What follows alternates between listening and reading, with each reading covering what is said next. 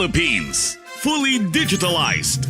Numero 1 sa balita, komentaryo, drama at serbisyo publiko. Bombo Radio Philippines. Bombo Radio Philippines. Unmatched. Number 1 and most trusted source of news and information. Basta Radio Bombo.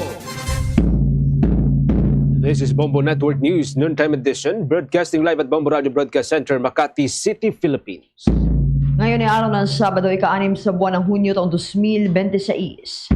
Sa ulo ng ating mga balita, sa ating weather report, abangan mamaya ang Bagyong Esther nakalabas na sa teritoryo ng Pilipinas, pero 6 na rehiyon nasa ilalim ngayong araw ng flood warning. Ang National Bureau of Investigation pinaghahandaan na ang pagdami pa ng warrant of arrest na ilalabas ng International Criminal Court sa loob ng 1 buwan.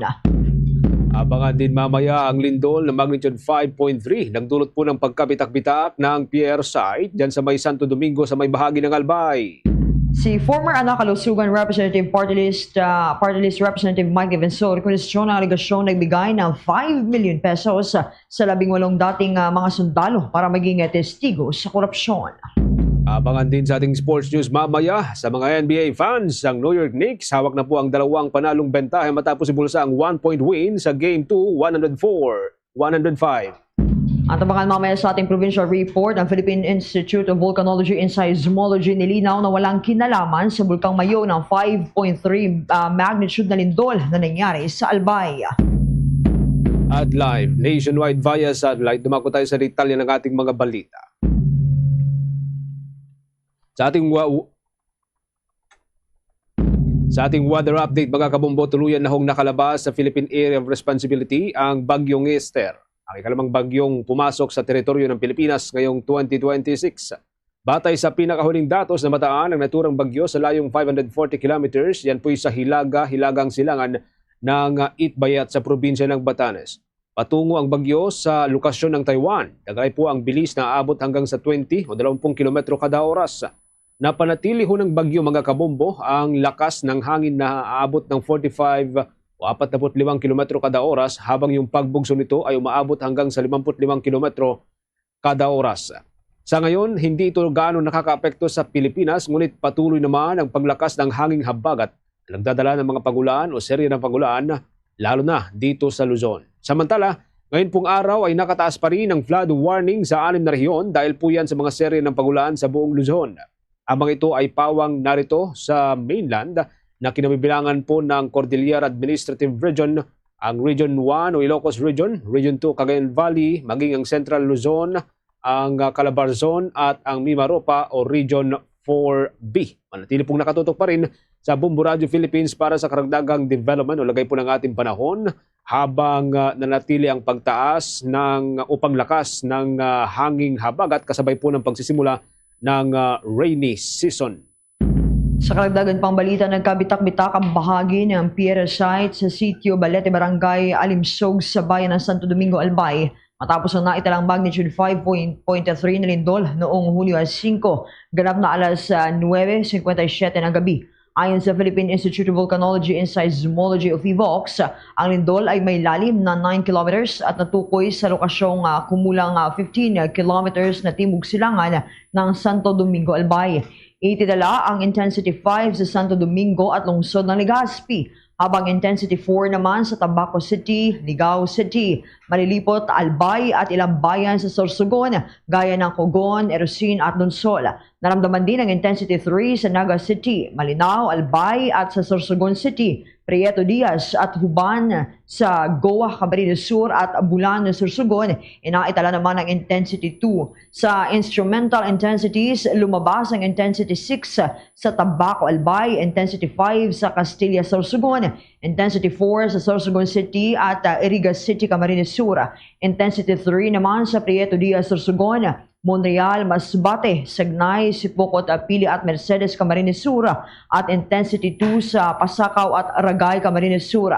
Milagros, Masbate, San Roque at Gandara, Northern Samar.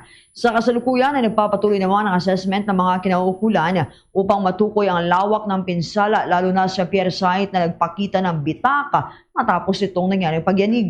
Wala namang naiulat na nasawi o nasugatan ngunit patuloy naman na pinapayuhan ng mga residente na maging mapagmatsyag sa posibleng aftershocks at epekto nitong lindol sa mga gusali at infrastruktura. Abangan humamaya ang report po dyan ng Bombo Radio Legazpi. Kaugnay pa rin po mga kabombo sa paglilinaw po ng Philippine Institute of Volcanology and Seismology na wala daw hong kinalaman ng naturang pagyanig doon sa mga bulkan na aktibo dyan sa may bahagi ng Bicol Region. Sa ibang mga balita ho tayo, isiniwalat ni National Bureau of Investigation Director Melvin Matibag na posibleng maglabas pa ng karagdagang arrest warrant ang International Criminal Court. Kaugnay pa rin po yan ng drug war case ng nakalipas na administrasyon. Yan ay posible sa loob ng susunod na isang buwan. Sinabi niya na hindi pa malinaw kung sabay-sabay o hiwa-hiwalay ang magiging paglabas ng mga susunod na warrant. Ngunit may mga aktibong push mula ho sa ilang grupo na hindi mo galing sa gobyerno.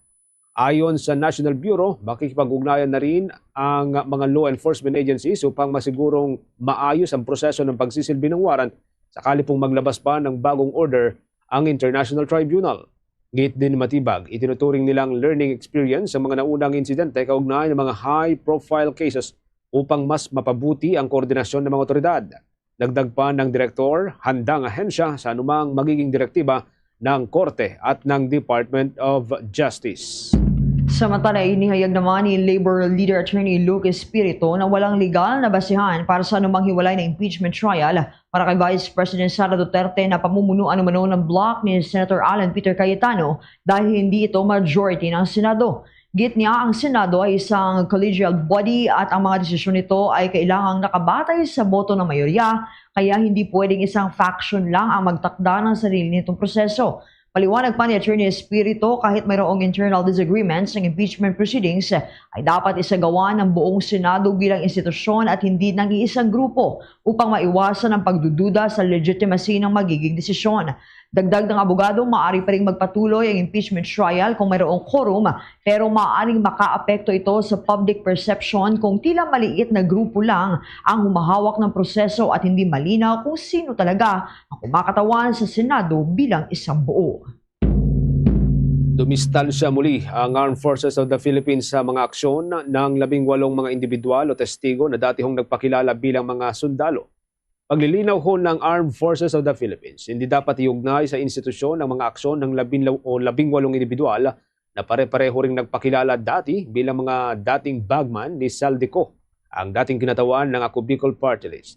Sa opisyal na pahayag ng Armed Forces na pirmado ng Public Affairs Office Chief na si Colonel Zerces Trinidad, inihiling ng militar na huwag nang tawaging 18 Marines o 18 ex-Marines ang naturang grupo.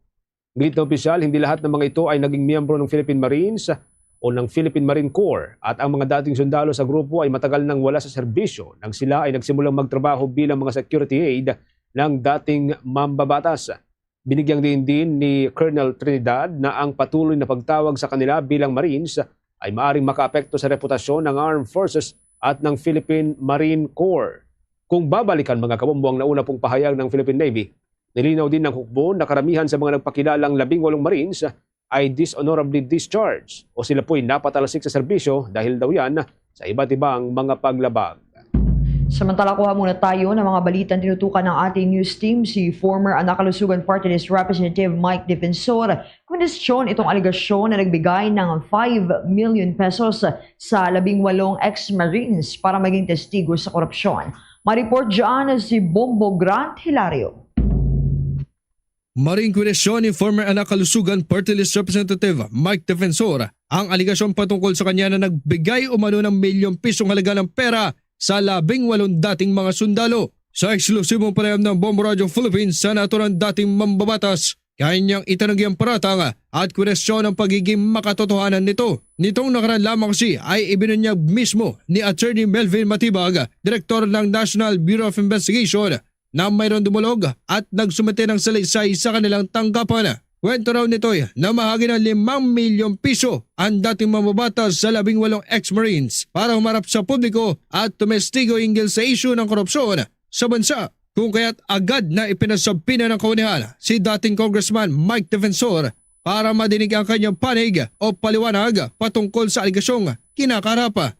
Sa kabila nito, itinuring ng dating mambabatas sa paratang na panunuhol bilang hearsay o pawang kwento at chismis lamang ng isang individual. Naniniwala siyang kung mayroon mang kapanipaniwalang salaysay ay magmumula dapat ito sa miyembro ng grupo o isa sa mga nagpakilalang mga dating sundalo. Alam mo, nung nagkakaroon ng pag-uusap sa komite, nasa likod ako. Hindi naman ako kasama sa mga imbitado. Hindi ako kasama as a resource person or witness dyan sa hearing nila. Nabanggit bigla nga na ako daw ay idinawit at sinabing nagbigay daw ako ng 5 million. Nung una, akala ko naman ipapatawag ako pero hindi ko pa rin nakikita yung mismong affidavit na kailang binabanggit.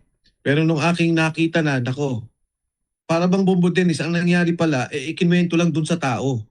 Dahil yung tao ngayon siya ang nagsasabing nagreklamo o nagbigay ng affidavit sa NBI tungkol dito. Na ikinwento lang daw sa kanya, hindi ko nga alam kung sino yung nagkwentong sinasabi niya.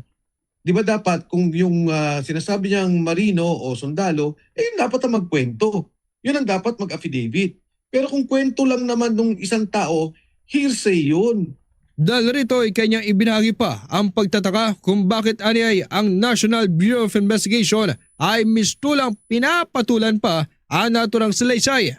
Binigyan din ng dating mambabatas na mas importanteng mabigyang atensyon ang patungkol sa may sinuwalat ng 18 ex-Marines patungkol sa korupsyon.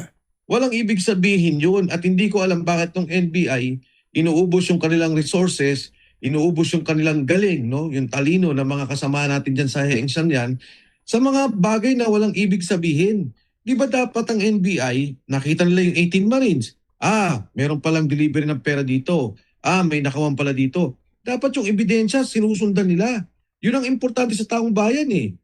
Ano ba yung mga dokumento dun sa budget na sinasabi, dito may kontrata sa flood control. Sino ang contractor? Paano yung delivery ng pera? Doon dapat ginagamit ang ahensya ng NBI at makakatulong sila dyan. Katulad noon ang nagawa nila doon kay Janet Napoles na ginamit na investigative body ang National Bureau of Investigation. Kasi nung sinabi ni Adam Peter Cayetano Marites, natatawa din ako, no? Pero hindi ko pa rin alam. Pero ngayon, naniniwala na talaga ako tama siya. Marites na Marites yung lumalabas doon sa kwento. Gayunpaman, nilinaw ni Director Melvin Matibag na ang inisyong sa pinakay former Congressman Mike Defensor ay hindi nangangahulugang otomatikong akusado na. Layon raw dito na maimbestigahan ang paratang at kung matukoy na hindi totoo ang salaysay, handa umano ang kaunihan na kasuhan ang nag-akusa sa dating mambabatas. Para sa Bombo Network News, ito si Bombo Grantilario and this is Bombo Radio Philippines, the #1 and most trusted source of news and information. Basta Radio, Bombo! 13 minuto makalipas ang alas 12 ng katanghalian. Sa ibang mga balita ho tayo, pabor ang ilang public interest lawyers sa tuluyang pagkakabura sa Senate record sa naganap kong hearing noong Hunyo 4 na pinangunahan nga ng Blue Ribbon Committee sa ilalim po ng Cayetano Black. Katwiran din Ateneo de Manila's Law School Professor Attorney Howard Calleja at De La Salle University Law School Professor Attorney Jojo Lacanilaw. Hindi legal ang naging hearing dahil valid ang nangyaring reorganization ng Senado na nagdedeklarang bakante sa mga Senate Committee isang araw bago ang naganap na hearing. Ang pagkakahalal ni Senator Erwin Tulfo bilang chairperson ng Blue Ribbon Committee ayon sa mga abogado ay balido salig sa Senate rules. Kaya't si Senator Tulfo ang may karapatan na magsagawa ng pagdinig sa kanyang komite. Para kay Attorney Calleja, hindi dapat bahagi ng Senate record ang ginawa ng Cayetano Black dahil may tuturing na itong labag sa panuntunan ng mataas na kapulungan. Yeah, I don't think that should be part of the records. Klaro naman po yan. Anybody can hold a hearing, a meeting, a committee meeting. Wala hong problema yon. Ang problema, kung ito ay committee hearing on the Blue Ribbon, hindi naman po sila ang mga membro, hindi rin naman po sila ang mga chairman or vice chairman itong committee na ito. So wala hong visa yun. Hindi ho sila pwedeng mag-conduct. Naniniwala naman si Attorney Lacanilaw na mayroong miyembro ng kasalukuyang majority ang naghahain o maghahain ng musyon kinalaunan para sa tuluyang pagkakabura ng June 4 hearing sa Senate record. Ayon sa abogado, kung sakali mang mangyayari ito, tiyak pa ring mananaig ang grupo ni Senator Gatchalian dahil sa kasalukuyan ay hawak ng naturang bloc ang majority o mas nakararaming bilang ng mga miyembro nito. Some point, pagka pinag-usapan na yan sa session ng plenary, I'm sure somebody in the 12 will move that it be struck off record kasi parang ang sabi nila unauthorized, di ba? Ng words ni Tito Soto. It may come to that point. And then, siyempre magbobotohan sila. Paano mo ngayon i-insist na ipasok sa record, magbobotohan tayo? How many votes do you have? You probably have 10. The other side has 12. So, sino mananalo? So, talagang medyo performance yung kahapon. And it confuses people. At hindi mo tuloy malaman na kung ano yung interest na ginagawa ito. And talagang ngayon, yung PR exercise lahat ito eh. Ayag po yan ng dalawang public interest lawyer sa exclusive interview ng Bombo Radio Philippines.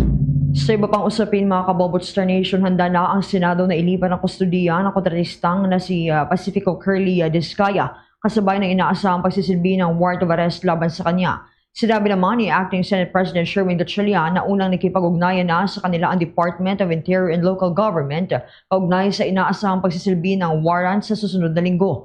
Ayon kay Senator Sherwin Gatchalian, inaayos na ang mga dokumento ni Diskaya para sa maayos na pag-turnover sa kanya sa Philippine National Police. Unang naglabas ng warrant of arrest ang Bulacan Regional Trial Court Branch 20 laban kay Diskaya at sa 10 iba pa kaugnay ng kasong malversation na may kinalaman sa umano'y flood control anomaly. Ayon kay Gatchalian, maayos na at naayos na ang mga gamit ni Diskaya at naisailalim na rin sa medical examination at nabigyan ng medical certificate ng mga doktor ng Senado. Target naman ang ma-turnover si Diskaya sa Philippine National Police sa araw ng Lunes, Hunyo 6. Samantala, tiniyak ng Philippine National Police General Hospital ang kahandaan nito na tugunan at bantayan ang medical condition ni dating Department of Public Works and Highways Secretary Manuel Bunuan. Ito'y kung mailipat muli sa naturang paggamutan ng dating kalihim na kasalukuyan pong naharap sa patong-patong na kasong plunder at graft at malversation. Unang pumayag ang Sandigan Bayan na pansamantalang ma-hospital arrest ang dating kalihim ngunit hindi inaalis ng naturang paggamutan ang posibilidad na may balik din sa kustodiya nito ang dating kalihim kinalaunan. Ayon sa chief ng naturang pagamutan na si Police Colonel Dr. Cleto Manungas, handa rin ang pagamutan na makipagtulungan sa mga doktor ni Secretary Bunuan at papayagan ito makapasok sa loob ng kampo para matugunan ang kondisyon o medical condition ng dating kalihim. Ang naturang ospital na nasa loob po ng Philippine National Police ayon sa opisyal ay isang level 2 hospital at may mga medical examination at procedure na kapareho lamang ng nasa isang level 3 private hospital. Ayon pa sa opisyal, nakahanda na ang mga doktor, mga nurse at kwarto na matutuluyan ng dating kalihim sakaling siya ay mailipat. Una nang sinabi ng kampo ni Bunuan na siya ay dumaranas ng maraming mga sakit katulad po ng sakit sa puso, hypertension, type C diabetes, chronic kidney disease, prostate cancer at problema sa kanyang likod o sa kanyang spine. Oras natin, meron na lamang tayong 18 minutes makalipas o meron na tayong 18 minutes makalipas ang alas 12 ng katanghalian. Ang Metropolitan Manila Development Authority nakahanda na po sa tagulan at sa pagbubukas ng klase sa araw ng Lunes. Ang mga flood control at traffic measures nakalatag na raw. May update po dyan si Bombo Isa Cotoner. Yes, Bombo Genesis, Bombo Jai, tiniyak nga ng Metropolitan Manila Development Authority na nakahanda na ang ahensya para nga yan sa panahon ng tag-ulan kasabay ng pagsisimula nga ng klase sa ika-8 ng Hunyo o sa Lunes yan, Bombo Genesis at Bombo Jai. Sa panayam ng Bombo Radio Philippines kay Metropolitan Manila Development Authority General Manager Nicolas Torre III, sinabi nitong ilang buwan nang nagsasagawa ng mga paghahanda ang ahensya upang mabawasan ang epekto ng pagbaha at matiyak ang maayos na daloy ng trapiko sa Kalakhang, Maynila. Kabilang sa mga isinagawang hakbang ng kagawaran ang paglilinis at pagpapalawak ng mga daluyan ng tubig, regular na pagdedeclog ng mga estero at kanal, dredging at o paghuhukay ng mga ilog, pagtanggal ng mga sagabal sa mga waterways at pagkukumpuni ng mga pumping station. Ayon kay Torre, mahalagang mapanatiling malinis at walang bara mga daluyan ng tubig upang mabilis na makadaloy ang tubig ulan at maiwasan ang matinding pagbaha. Sa kasalukuyan kasi may 71 major at minor pumping stations na pinangangasiwaan ng MMDA sa Metro Manila. Naglagay rin ang ahensya ng mga flood monitoring sensors sa mga lugar na madalas bahain upang masubaybayan ang pagtaas ng tubig at makapagbigay ng maagap na babala sa mga residente at lokal na pamahalaan. Dagdag ni Torre, nakaantabay rin ang mga flood response teams ng MMDA upang agad na makaresponde sakaling magkaroon ng pagbaha sa mga pangunahing lansangan at komunidad sa Metro Manila. Kaugnay niyan, pakinggan natin ang tinig ni Metropolitan Manila Development Authority General Manager Nicolas Torre III. Ang paghahanda natin dyan sa baha ay noon pa man ginagawa na natin. Ang bottom line dyan, simple lang ang estratehiya natin dyan.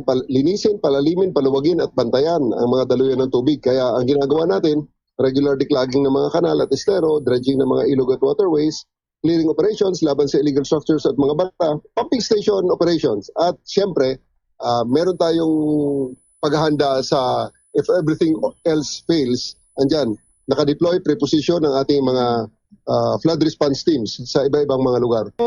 Kaugnay pa niyan, Bombo Genesis at Bombo Jai, no, dahil nga ay panahon na ng tag-ulan ngayon, kasabay nito sa Lunes, yung pagbubukas naman ng klase ng ating mga estudyante. At bilang paghahanda ng Metropolitan Manila Development Authority, patuloy ang koordinasyon ng kagawaran sa Department of Education at mga lokal na pamahalaan upang matiyak ang kaligtasan at kaayusan ng mga mag-aaral. Ayon kay Torre, inaayos na ng ahensya mga road markings, traffic lights at iba pang traffic facilities sa paligid ng mga paaralan.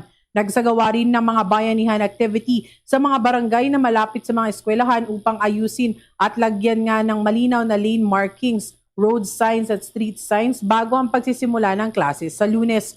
Magdideploy din ang kagawaran ng mga traffic personnel sa mga paaralan, partikular sa mga matatagpuan sa mga pangunahing lansangan at may malaking populasyon ng mga estudyante upang makatulong sa pagpapatupad ng kaayusan sa trapiko at matiyak ang ligtas na pagpasok at pag-uwi ng mga mag-aaral sa unang araw ng klase sa Lunes. Muli, ang tinig ni Metropolitan Manila Development Authority General Manager Nicolas Torre III. Unang-una talaga, ang purpose ng mga deployment natin sa Uplan Balik Eskwela is the safety and wellness and the normalcy ng ating pagbabalik ng mga estudyante sa mga paaralan natin. So, kasama na dyan dahil ang MMDA ay may mandato sa public safety, trash, sa solid waste management, sa flooding.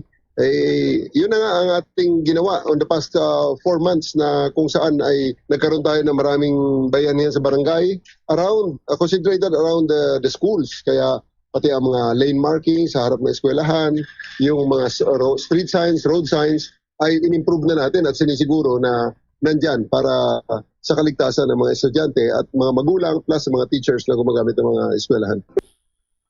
Para sa Bombo Network News, ito si Bombo East Sacotoner and this is Bombo Radio Philippines, the #1 and most trusted source of news and information.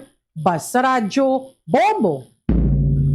Oras na natin magkakabombo, meron na ho tayong 23 minutes makalipas ang alas 12 ng katanghalian. At bago tayo umusad sa iba pang mga balita, i-update muna tayo dahil kung babalikan po natin ay una pong nabuo itong tinatawag na Extrajudicial Killings Truth Commission at pinangungunahan po ito ng dating nagsilbing judge ng International Criminal Court. Kasama ho natin ang nagsisilbing Executive Director at Commissioner for Public Documentation, Transparency and Democratic Accountability ng Truth Commission, si Ginoong Carlos Conde, para makibalita ho tayo dito ho sa magiging trabaho tungkulin ng bagong tatag na komisyon, isang independent commission para ho doon sa naganap na drug war at iba pang mga human rights violation sa mga nakalipas na taon. Magandang araw ho at thank you so much for joining us, Ginoong Conde, sir, si Bombo Genesis at Bombo Jai ho ito. Thank you for joining us. Welcome sa Bombo Radio Philippines, sa Bombo Network News. Bago siguro tayo umusad doon sa mga magiging purpose itong naturang komisyon, kuha muna kami ng overview. Ano po yung nagtulak ho sa grupo ho ninyo or sa commission para ho maitatag or bumuo itong bagong Truth Commission, sir? Thanks, Genesis, for having me. So itong Truth Commission ay binuo ng Simbahang Katolika kasama na ang mga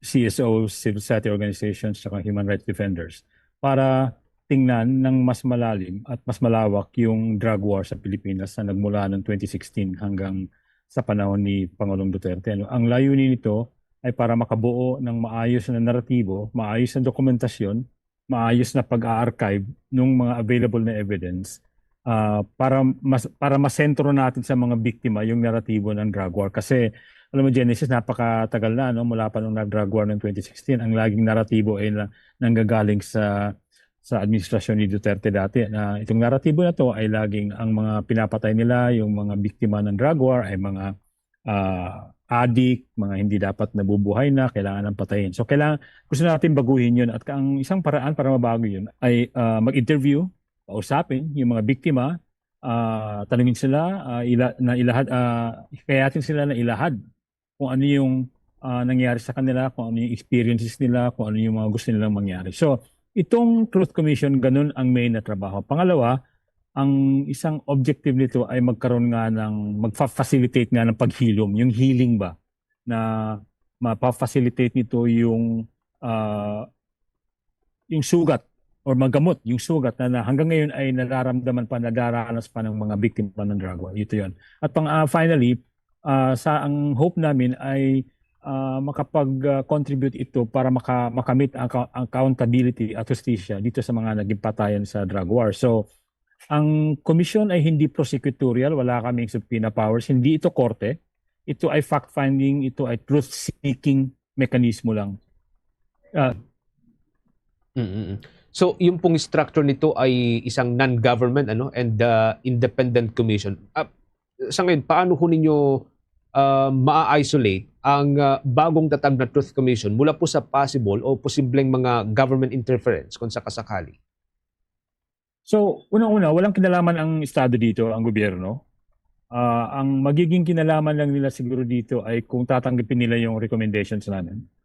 At by that time, nasa kamay na nila kung anong gagawin nila. No? Ito ay binuo ng mga grupo, ng mga individual na galing sa Simbahang Katolika at mga civil society organizations na matagal nang tumututok sa issue ng drug war, na matagal nang nagdo-document at nag-aadvokasya para sa hustisya sa drug war. So, taas ang kredibilidad ng mga grupong andito at saka mga individual na involved dito. Kaya confident kami na kahit walang kinalaman ito sa gobyerno ay makakalarga ito. Genesis, I'm sure you already know na si Cardinal Ambo David, siya ang advisor ng komisyon. Opo. At yung komisyon mismo, 5 kami doon. Ito ay pinangungunahan ng bilang chairman ni dating ICC Judge Raul Pangalangan na yung kanyang karanasan bilang isang abogado at bilang isang international law expert. Andyan si Dr. Raquel Fortun, ang halos nag-iisang forensic pathologist, forensic expert sa bansa. Andyan si Dr. Al Fuertes, isang psychosocial trauma expert. Andyan din si Father Danny Pilario ng Adamson University at isang Vincentian priest. Siyempre, doon na rin ako papasok sa accountability and reform, research, investigation, bilang isang dating mamahayag at bilang isang dating na rin human rights researcher. Dito ako papasok bilang commissioner. Bale, 10 taon na po ang lumipas, or halos 10 taon na po ang lumipas mula noong naupo si dating Pangulong Rodrigo Duterte bilang Pangulo ng Pilipinas at nagsimula yung pong malawakang drug war. So, medyo mahaba-habang panahon po yan. Paano po at saan po magsisimula ang Truth Commission? Lalo dun sa tinatawag nating backtracking sa investigation, sir. Well, yun nga. Next month, actually June 30, yung noon ng June 30, nagsimula yung rehimen niya. No? Pero even then, meron ng mga patayan. So, ang napakalaking endeavor ito, Genesis. Napakalaking gawain ito, no? As you see. So, 10 years, na yung sinabi mong 10 years pa lang yun under the presidency of Duterte until now. Pero hindi pa kasama dyan yung mga ilang taon na, dekada na ng ibang rehimen, at lalo na nung panahon ni Duterte sa Davao, kung saan itong mga ganitong klaseng patayan ay inimbento. Nasaklaw din yan sa mandate ng komisyon. Saan magsisimula? I think ang pagsisimula ay nasa paglalahad at pakikinig doon sa biktima ng mga drug war. Now, hindi ko sinasabi ngayon lang ginagawa ito kasi may mga grupo na dati pa na ginagawa na ito. Kaya lang, konti lang yung naabot nila for various reasons, resources mainly. Keep in mind, Genesis, na yung 30,000 na biktima ng drug war, conservative pa yan. So napakarami pang hindi na naglalahad ng experience sila. Yung 30,000 na nababanggit po ninyo, sir, no? Ang sabi ko kasi ng mga watchdog, aabot nga ng 30,000 or even higit pa ang namatay. Pero ang sabi po ng United Nations, hanggang 18,000 po yung nasawi. Pero ang sabi rin po ng Philippine National Police, hanggang mahigit 6,000 na tao lamang yung mga nasawi. So sa Truth Commission, ang challenge po would be, paano po i-reconcile yung mga figure na ito? Isa ito sa mga priority ng commission kung paano i-harmonize itong mga statistics na to. So, ang isa sa mga gagawin ng commission ay magbubuo ng team para tingnan lahat yung mga na-publish na o yung lumabas na ng mga database, mga archives, mga drug watch list na mga ganyan.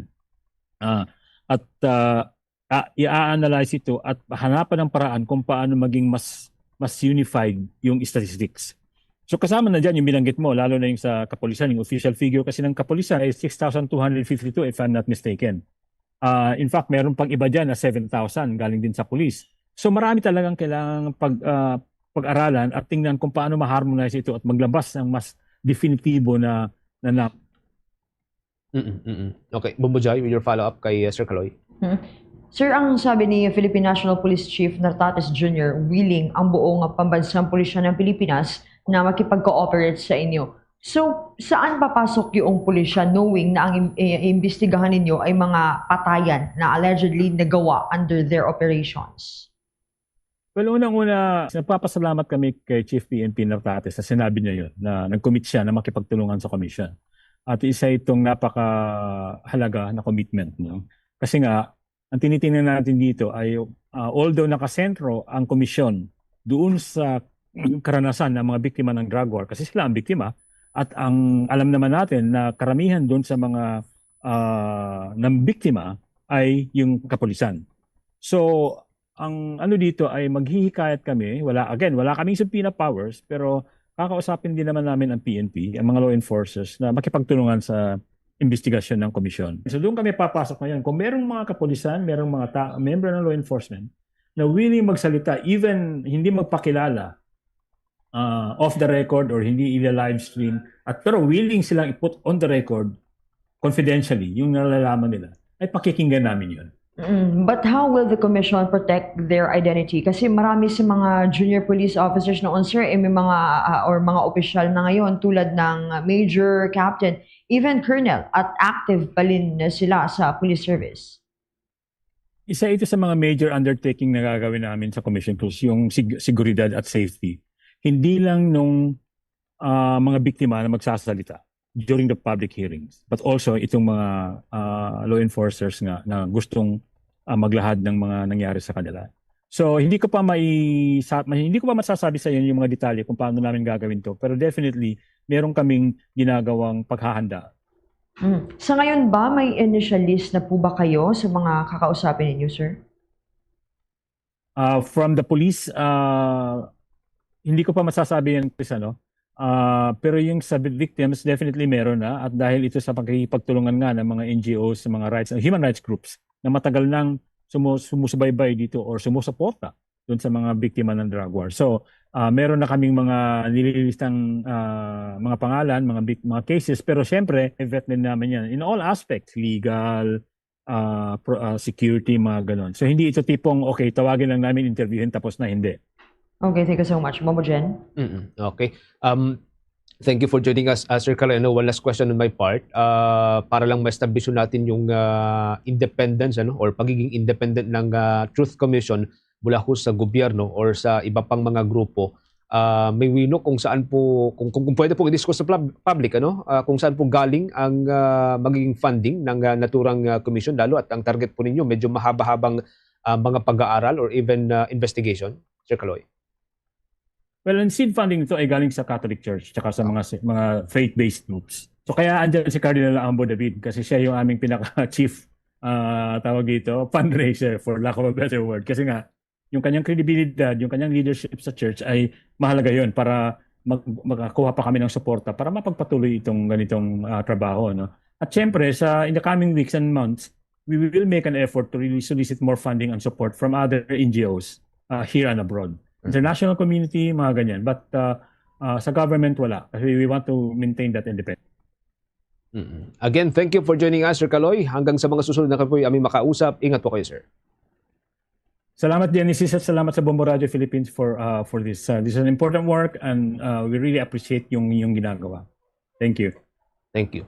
Ang Executive Director mga kabombo ng kabubuo lamang, katatatag lamang po na Extrajudicial Killings or EJK Truth Commission. Siya rin po nagsisilbi bilang Commissioner for Public Documentation, Transparency and Democratic Accountability sa ilalim po ng bagong datag na Truth Commission, si Sir Caloy o Sir Carlos Conde.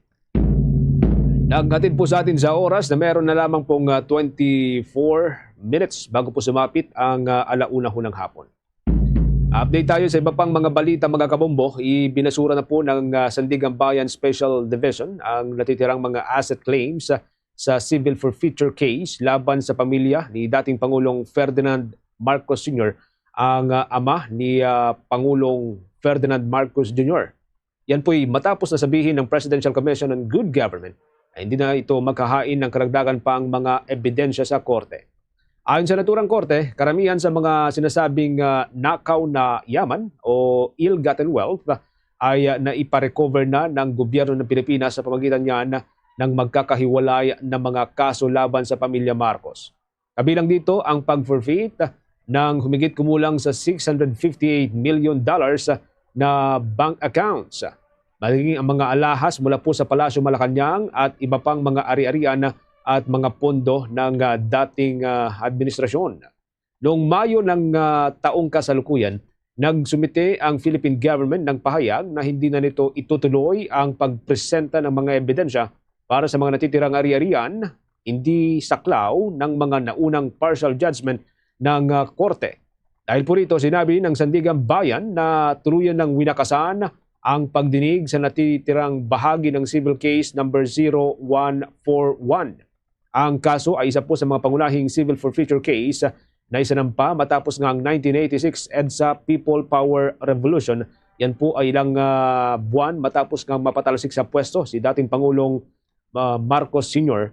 upang mabawi sana ang umano'y nakamal na yaman ng pamilya Marcos. Samantala, sinuspende ng Philippine College of Physicians si Dr. Anthony Tony Liachon ng 6 na buwan matapos mapatunayang lumabag sa Code of Ethics ng organisasyon dahil sa mga pahayag na nakasira sa reputasyon ng kapwa doktor at health professionals. Batay sa 26 pages decision ng 13 members ng Board of Regents na inilabas noong Mayo 20 na kasalukuyang taon, malinaw na nilabag ni Dr. Liachon ang kanyang tungkulin bilang miyembro ng Philippine College of the Physicians sa pamamagitan ng mga pampublikong pahayag na nagdulot ng defamation laban sa mga kasamahan sa kanyang propesyon. Nilagdaan ang ruling ni President Dr. Nemencio Nicodemus Jr. at Vice President Dr. Maalidin Biruara. Ayon sa Philippine College of Physicians, bagamat pinahihintulutan ang constructive criticisms, hindi ito dapat maging daan upang manira na reputasyon ng walang sapat na ebidensya. Kabilang sa mga reklamo laban kay Dr. Liachon ang umano'y maling representasyon bilang expert witness sa Dingvaxia cases at pagkalat ng maling impormasyon, ngunit hindi siya napatunayang guilty sa mga ito. Kilala si Dr. Liachon bilang public health advocate at madalas na lumalabas sa mga palabas, partikular sa mga isyu ng Dingvaxia at COVID-19 response. Sa kanyang pahayag, sinabi ni Liachon na hindi siya sumasang-ayon dito sa desisyon ng Philippine College of Physicians at kasalukuyang pinag-aaralan ng kanyang legal team ang mga posibleng hakbang. Iginiit niyang tungkulin ng mga saksi na magsabi ng katotohanan at karapatan ng mga pamilya ng biktima na maghanap ng hustisya. Ang suspensyon ay naglalayong ipakita ng Philippine College of Physicians ang integridad, katarungan at profesionalismo ay mahalagang pananantunan sa larangan ng medisina. Samantala, naglabas naman ang Department of Education ng bagong pulisiya upang gabayan ng mga paaralan sa pagdedesisyon kung magsususpindi ng klase o magpapatuloy pa rin ang pag-aaral sa panahon ng mga bagyo, baha, lindol, matinding init ng panahon, health emergency at iba pang mga krisis o mga natural disasters. Sa ilalim po ng Department of Education Order No. 14, ipinakilala ang 4 na antas ng Learning Continuity Framework. Una ay ang hayo o normal na klase, hinay o mas flexible at mabagal na pag-aaral, ang hinga o pagbawas ho ng academic requirement at pagtutok sa kapakanan ng mga mag-aaral, at ang hinto. Iyan po yung pansamantalang pagtigil ng pag-aaral dahil sa panganib sa kaligtasan at pangunahing mga pangangailangan. Ayon sa Department of Education, layunin po ng bagong patakaran na maiwasan ang otomatikong pagsuspinde ng klase kung ligtas naman ang mga estudyante at ang mga guro. Sa halip ay bibigyan ng gabay ang mga paaralan kung paano may pagpapatuloy ang pagkatuto kahit na meron pong mga aberya o merong mga sakuna. Inaatasan naman ang mga regional at division office ng Department of Education na magbigay ng suporta sa mental health ng mga kaguruan at magpatupad ng trauma-informed teaching at psychological first aid. Inikayat din ng mga school head na makipag-ugnayan sa mga lokal na pamahalaan upang maging mas nakaayon sa aktual na sitwasyon sa kanilang komunidad, yaong mga desisyon sa class suspension o pagsuspinde ng klase. Sa iba pang balita, mga kabombo, Star Nation, tinawag ng kampo ni Vice President Sara Duterte na constitutionally infirm, procedurally defective at substantively deficient itong articles of impeachment na isinampalaban sa kanya. Ayon sa kanyang mga abogado sa pangunguna ni Attorney Michael Poa, lumampas umano sa kapangyarihan ng House of Representatives na magsagawa ng mga pagdinig na parang mini trial bago pa ito umabot sa Senate Impeachment Court. Git ng depensa, ang mga ebidensyang ginamit ay nakabatay sa speculation and political rhetoric at hindi sa matibay na ebidensya. Sinabi rin nilang may mga bahagi ng reklamo na tumutukoy pa sa panahon ng kanyang pagiging mayor at vice mayor sa Davao na hindi saklaw ng impeachment. Samantala, sinabi naman ni Batangas Representative Jervy Luistro, ang chair ng House Committee on Justice, na ang sagot ng kampo ni Duterte ay puro technical issues at hindi direktang tumutugon sa aligasyon ng mga impeachable offenses. Ayon sa kanya, maghahain na lamang ang House Prosecution Team ng manifestation sa halip na formal reply. Ang Senado ay nag-convene bilang impeachment court noong Mayo 18 at nakatakdang simula ng formal na paglilitis sa Hulyo 6. Patuloy naman ay inaasahan na mas mainit na banggaan ng dalawang kampo habang papalapit ang trial proper.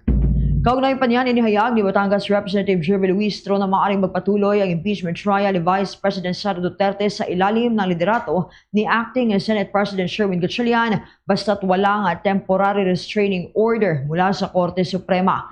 Sinabi ni Representative Luistro na kinikilala na ng House of Representatives at ng Executive ang liderato ni Gatchalian, kaya nakahanda na ang prosecution panel na makipag-ugnayan sa kanya para sa impeachment proceedings. Dagdag niya, nakaset na ang pre-trial deadlines at conferences sa Senado, kabilang ang filing ng pre-trial briefs at nakatakdang pre-trial appearance sa mga susunod na linggo, kaya inaasahan tuloy ang proseso kung walang legal na hadlang mula sa Korte Suprema.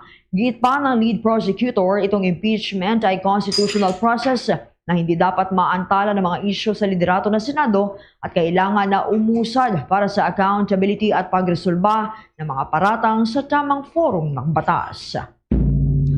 Oras natin, meron na lamang ho tayong 17 minutes bago po sumapit mga kabombo ang alauna ng hapon. Sa iba pang mga updates, tiniyak ko ng Philippine National Police na walang kumpirmadong banta laban po sa nalalapit na pagdiriwang ng Philippine Independence Day sa kabila po ng kumakalat na ulat ukol sa munoy planong kaguluhan. Ayon kay Police Colonel Allen Reyco, bahagi lamang ho ng regular na oversight at security coordination ang naging pagpulong nitong si Interior Secretary Genvic Rimulya sa mga matataas na opisyal ng Pambansang Pulisya ng Pilipinas at hindi ito dahil sa emergency o banta sa seguridad. Kasunod ito ng mga lumalabas na intelligence reports na umano'y may grupong magtatangkang magprotesta o gumawa ng aksyon sa mga aktibidad sa Malacanang sa araw ho ng kalayaan. Ngayon pa man, nilinaw ng Pambansang Pulisya na wala silang natatanggap na validated intelligence na sumusuporta sa naturang alegasyon. Sa gitna nito ay sinabi naman ng Pambansang Pulisya ng Pilipinas na handa na ang kanilang security deployment para sa mga nationwide Independence Day activities. Kabilang na ho rito ang mga contingency plan base sa mga nakaraang karanasan sa malalaking pagtitipon. Inimok din ng kapulisan ang publiko na umiwas sa pagkakakalat o pagpapakalat ng mga hindi beripikadong impormasyon upang maiwasan ng pagkalito at pagpanik ng publiko. Sa oras na ito mga kabombo Star Nation, dumako na tayo sa mga balitang tinutukan ng ating provincial stations. Ang Philippine Institute of Volcanology and Seismology nilinaw na itong 5.3 magnitude na lindol sa Albay wala namang kinalaman sa Bulkang Mayon. Kaugnay niyan, may report ang Bombo Radyo Legazpi. Pinawi ng Philippine Institute of Volcanology and Seismology ang pangamba ng publiko kasunod ng 5.3 magnitude na lindola na tumama sa lalawigan ng Albay. Ayon kay FIVOC Senior Science Research Specialist Dr. Paul Alani sa panayam ng Bombo Radyo Legazpi na walang kaugnayan ng naturang malakas na pagyanig sa aktibidad ng Bulkang Mayon na paliwanag ng opisyal na tektonik ang pinagmulan ng lindol na naramdaman kagabi sa Albay at sa ilang bahagi ng Bicol. Sa kabila nito ay binabantayan kung magkakaroon ng epekto ang naturang lindol sa magiging aktibidad ng bulkan sa mga susunod na mga oras. Dagdag pa ng opisyal na ang nangyayaring rockfall at iba pang aktibidad sa bulkan ay dulot ng nagpapatuloy na eruption nito at hindi dahil sa pagyanig. Samantala, sinabi ni Alanis na hindi naman magiging banta ang tsunami dahil ang nangyaring lindol ay side-to-side ang paggalaw ng mga fault. Wala naman po itong kinalaman sa Bulkang Mayon dahil again tectonic ito based on yung sa analysis ng lindol. Now it remains to be seen po kung magkakaroon ng effect sa Bulkang Mayon, pero so far naman po wala namang response yung Mayon volcano. Pero still, patuloy po rin po yung monitoring natin. Yan ang ulat mula rito sa himpilan ng Bombo Radyo Legazpi. Ito si Bombo Romela Sakayan Wandasan and this is Bombo Radyo Philippines, the #1 and most trusted source of news and information. Basta Radio Bombo. Ang banggaan naman ng dalawang paksyon dyan sa may bahagi ng Senado dapat na wanong dalhin sa Supreme Court bago pa magsimula ang impeachment hearing laban kay Vice President Sara Duterte. May update po dyan ng Bombo Radyo Iloilo. Nakikita ng isang abogado na maging matindi pa ang gulo ng sitwasyon sa Senado sakaling dumating ang unang pagdinig sa impeachment case sa Hulyo nang hindi pa naaayos ang sigalot sa pagitan ng dalawang paksyon sa kasalukuyan sa mataas na kapulungan. Sa panayam ng Bombo Radio kay Attorney Nestor Jeremy Moreno, Professor sa University of San Agustin College of Law sa Iloilo City, sinabi niya na maaari na itong ituring ni isang suliraning, konstitusyonal at posibleng masuspende ang mga pagdinig kung mag-aagawan ang dalawang kampo kung sino ang dapat maging presiding officer. Dahil dito ayon kay Attorney Moreno, nararapat ng dalhin ang usapin sa Supreme Court of the Philippines upang maresolba at malinawan kung ano ang tamang tuntuning dapat sundin ng mga senador. Ayon pa sa abogado, hindi na maganda o healthy ang kasalukuyang nangyayari at unti-unti nang nasisira ang magandang imahe ng institusyon habang nananatiling nakasadsad ang Senado sa isang krisis sa pamumuno sa pagitan ng paksyon ni na Senate President Pro Tempore Sherwin Gatchalian at Senator Alan Peter Cayetano. Iginigiit kasi ni Cayetano na nananatili siyang Senate President hanggat hindi nakakakuha ang kabilang paksyon ng 13 senador upang maghalal ng bagong Senate leader. Dagdag naman ng abogado, ang pagdadala ng isyu sa Korte Suprema ang maaaring maging susi upang maibalik ang integridad ng institusyon at maibalik na rin ang tiwala ng publiko sa Senado.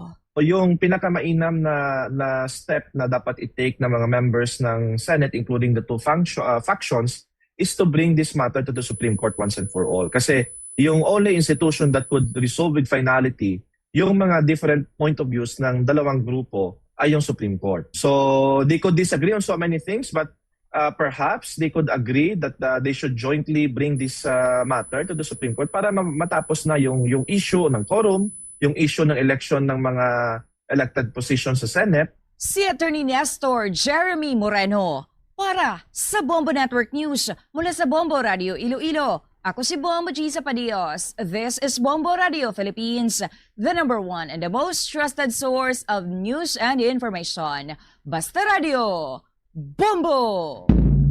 Sa halos kaugnay pa rin pong balita mga kabombo, ang Student Council Alliance of the Philippines iginigit naman na hindi valid. Wala pong bisa yung pong isinagawang Blue Ribbon Committee hearing ng kampo nitong si Senator Alan Peter Cayetano na naganap nitong Hunyo 4. Ay update po dyan ang Bombo Radyo Rojas.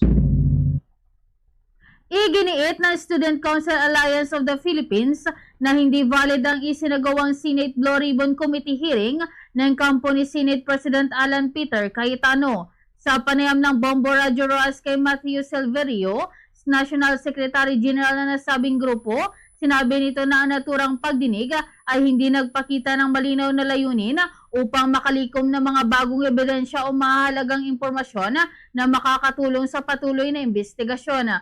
Ayon pa kay Silverio, ang naging takbo ng hearing ay mahihalang tulad lamang sa isang press conference kung saan inulit o binalikan lamang ang mga tanong na nauna nang ibinigay ng 18 na dating miyembro ng Marines na sangkot sa nasabing usapin.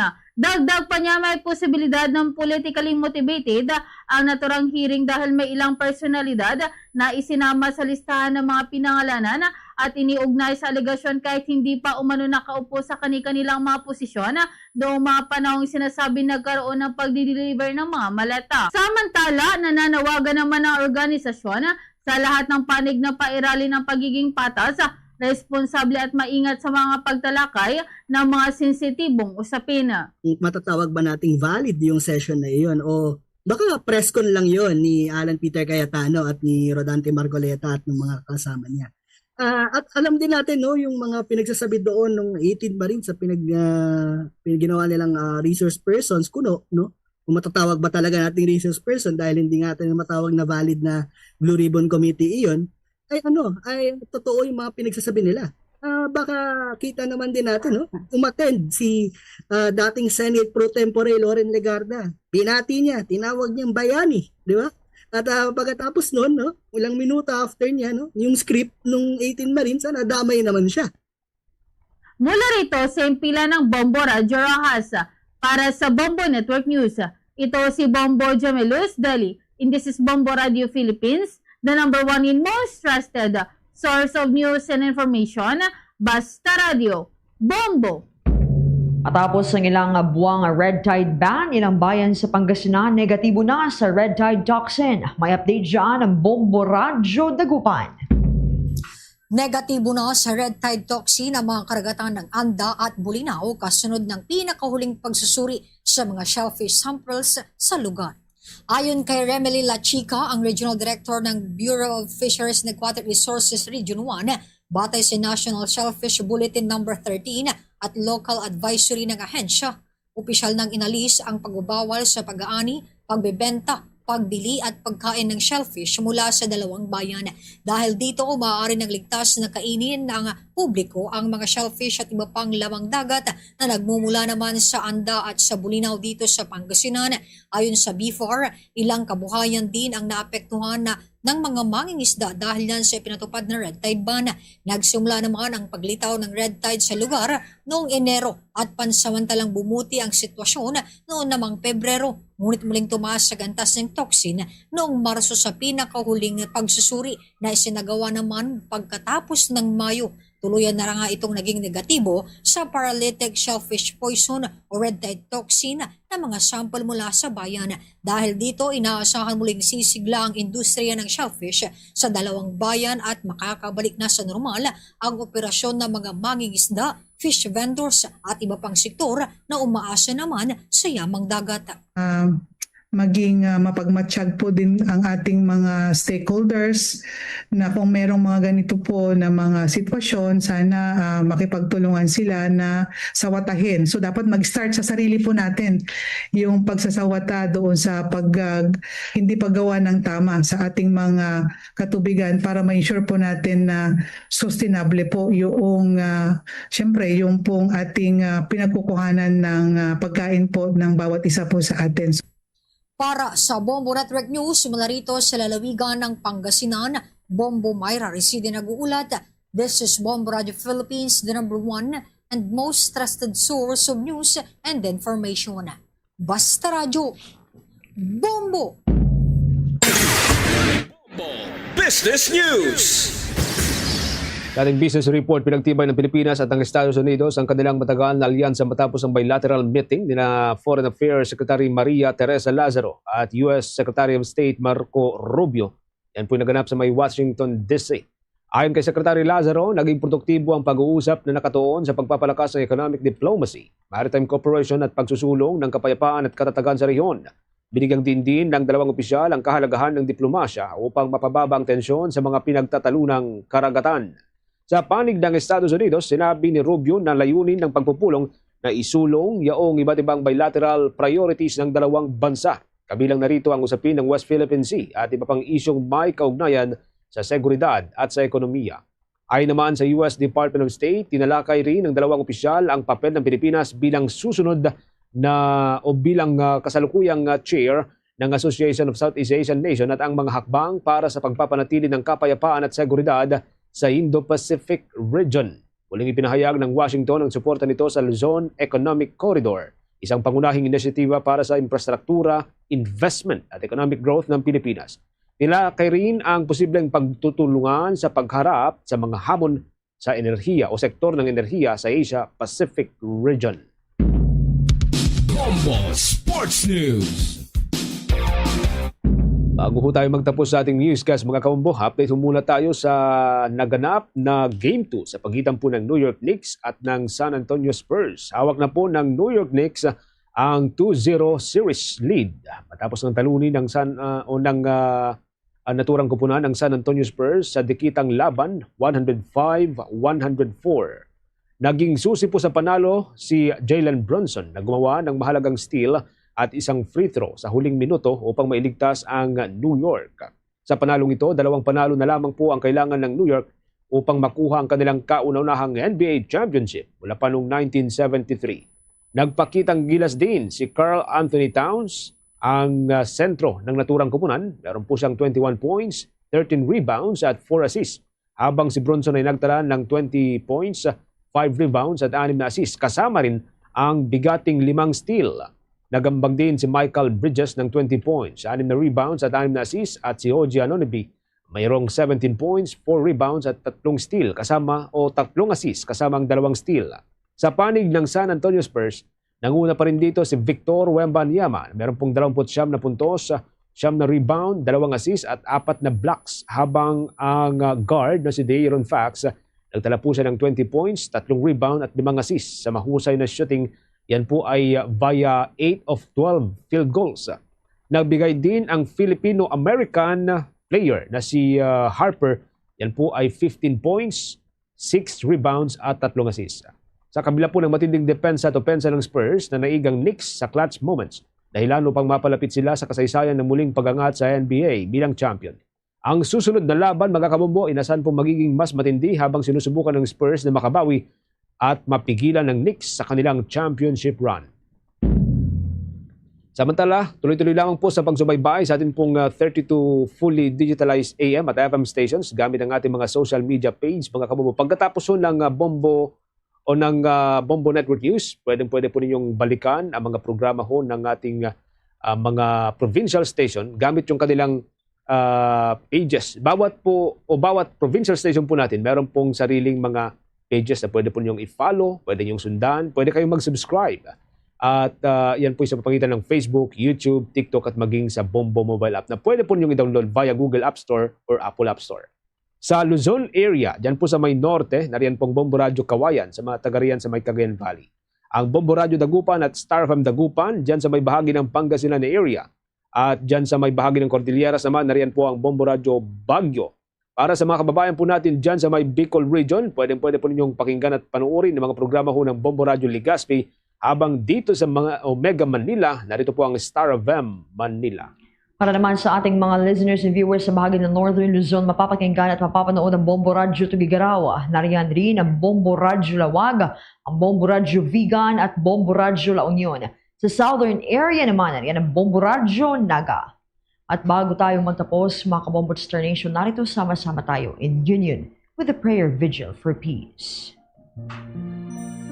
Lord, make us instruments of your peace in a world wounded by conflict, especially in the Middle East, where fear, anger and uncertainty continue to grow, we turn to God in humble prayer. May He teach us to bring healing where there is pain, love where there is hatred, and forgiveness where there is injury.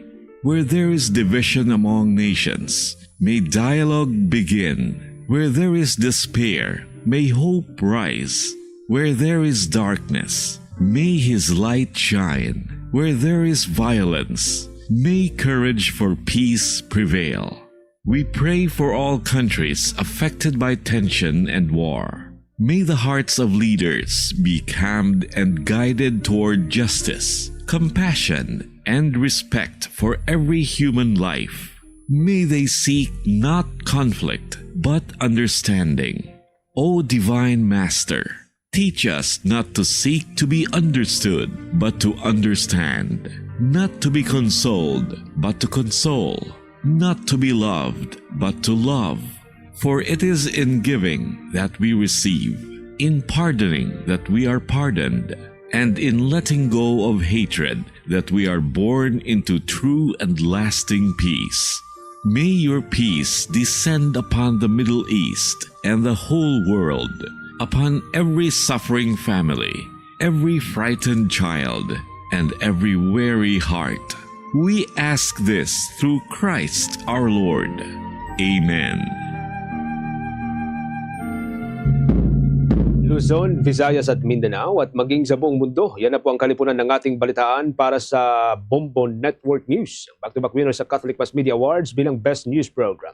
Mula rito sa News Center Makati, this is Bombo Radio Philippines, the #1 and most trusted source of news and information. Basta Radio. Bombo! For the most trusted source of news and information, visit our website at www.bomboradio.com. Follow us on Bombo Radio mobile app, Facebook, YouTube, TikTok, and X, formerly Twitter. Like, share, and stay connected. Anytime, anywhere.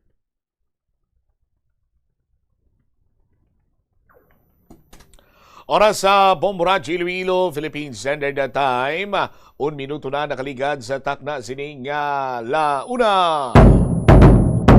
Welcome sa pagpangalagad sa Bombo Hanay sa Udtudri sa DUFM Bombo Radio Iloilo, ang flagship station sa the #1 and most trusted source of news and information, ang Bombo Radio Philippines.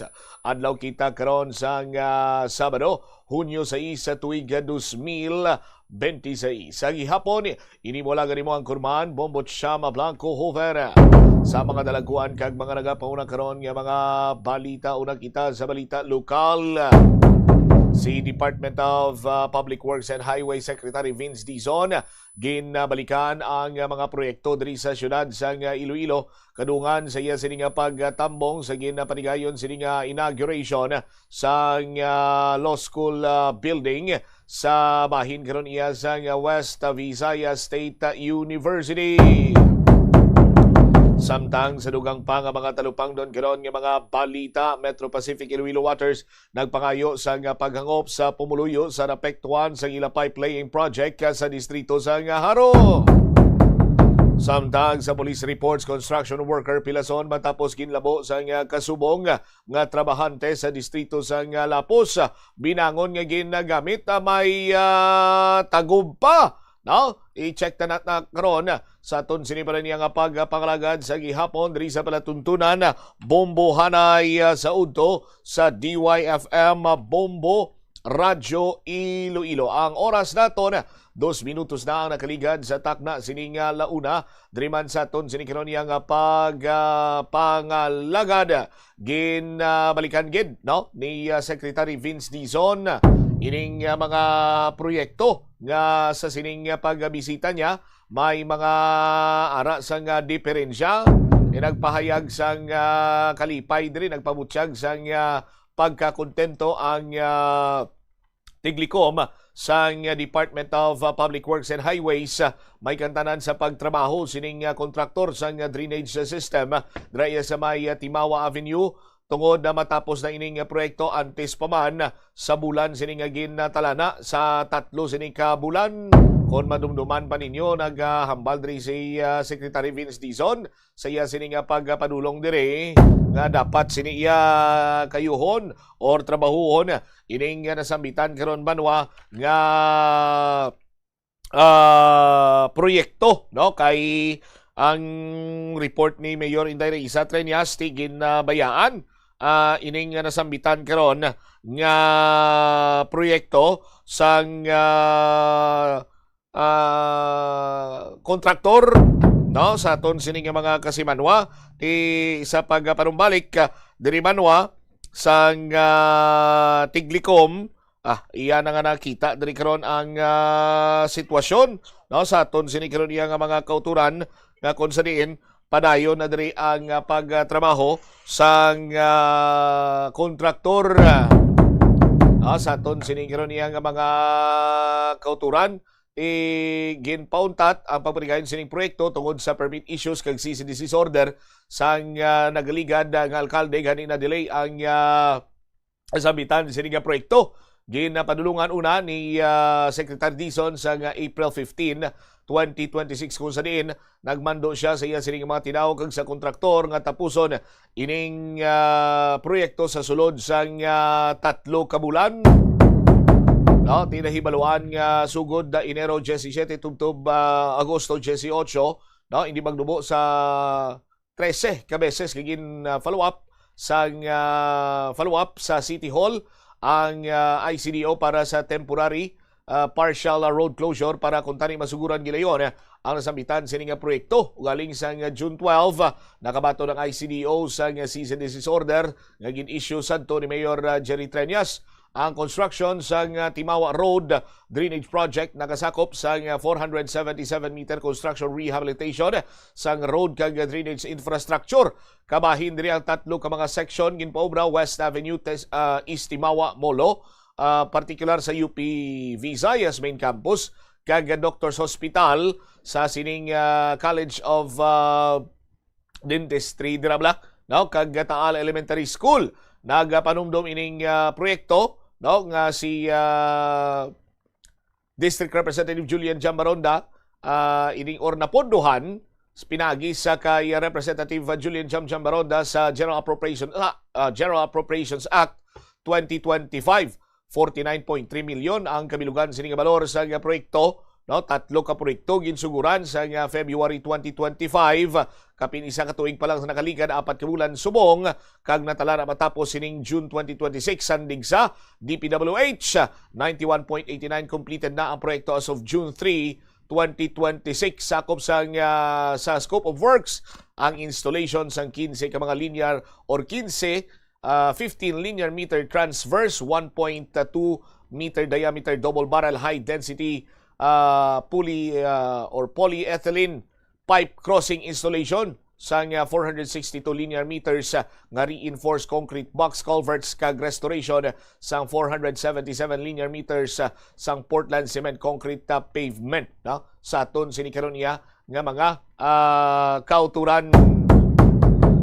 Di basta ginabroligan lang matigayon gid sini manwa nga mahuman kag matapos-tapos ang mga proyekto kag subong man tiway man sang liwan sinadiri nga makaganar kunti ang mga pumuloy sa syudad sang Iloilo. Sa aton sini nga mga kasimanwa sa pagpadulong diri ni Secretary Vince Dizon, mga kauturan amotong si Mayor Raiza Treñas nga nagpahayag man sinyo kag nga nagtudlo nga amuning natabo diri gin bayaan sang kontraktor. Sa aton sining mga kasimanwa tinagmando diri ang Tiglikom nga dapat within 3 months matapos na ini sa aton sining mga kulturan. Di matamat na ma-advance pa sa tiyempo nga gintalana nga tapuson nga mahuman ang nasambitan sining nga proyekto. 8 minutos na nakaligad sa takna sining alas orlauna diri man sa palatuntunan Bombo Hanay sa udto sa DYFM Bombo Radyo Iloilo.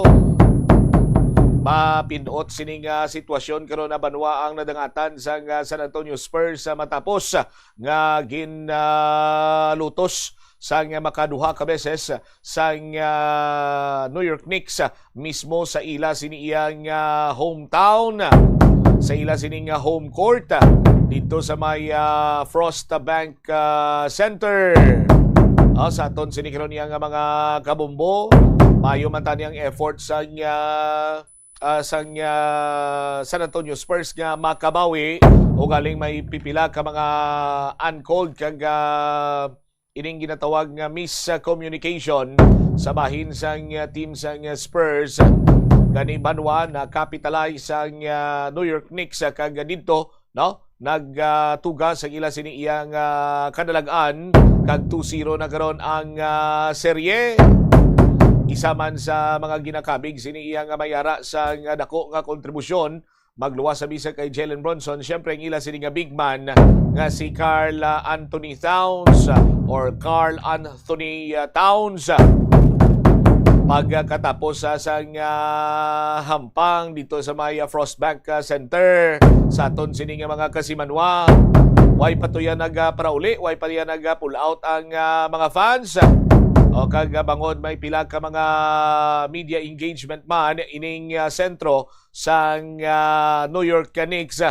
Pagbalik ni dito sa may court manwa daw kasubong nga ini siya ang welcome balik, no, sa court sang mga fans sang New York Knicks. Mainit ang iya siningang ingang pagbaton sinisaya. Sa aton sinikaron niya nga mga kabombo, nagalanog ang pamalakpak kag pagdayaw sa sentro karon sa New York Knicks. Sa aton sinikaron niya nga mga kabombo, basikon pwede ta dira mapakita bala Engineer John Dave, sa aton sini nga mga kabombo atong pagbalik ni Karl Anthony Towns sa palabuton sini nga Martes gadlaw sa aton sini nga mga kasimanwa sa Madison Square Garden Arena na hampangon ang game number 3 sa New York Knicks kag San Antonio Spurs. Kag ginalauman ang presensya ni US President Donald Trump. Sa aton sinikiron niya mga kabombo, ining si President Donald Trump mahilig ini sa sports.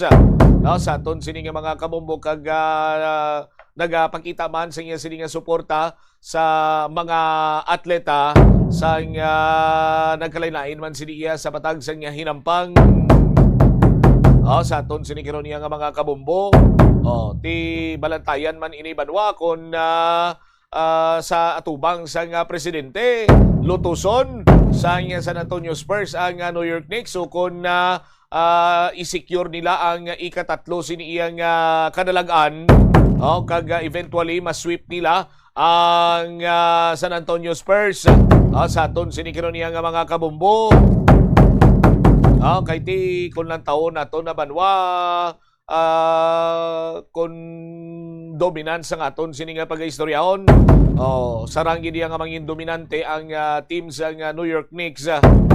Sa ila man sini iya nga mga kasumpong sa matag sa basketball. Ari bala banwa ang atmosfero sa ginpabalik si Karl Anthony Towns sa court, no? Way pa yan parauli ang fans ng New York Knicks kag nagpabilin pa agud nga mag-cheer sa iya. Ari ba lang kabahin sa sitwasyon matapos ang game number 2 dito iya sa may Frostbank Center, San Antonio, Texas.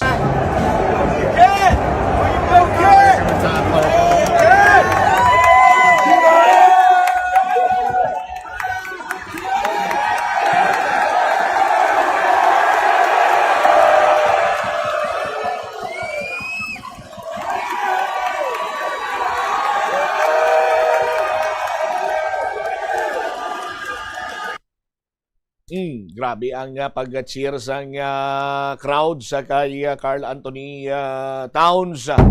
Sa aton sinikiron niya nga mga kasimanwa. So balantayan kag close fight ang game number 2 sa aton sini nga mga kabumbo makahalawat-hawat.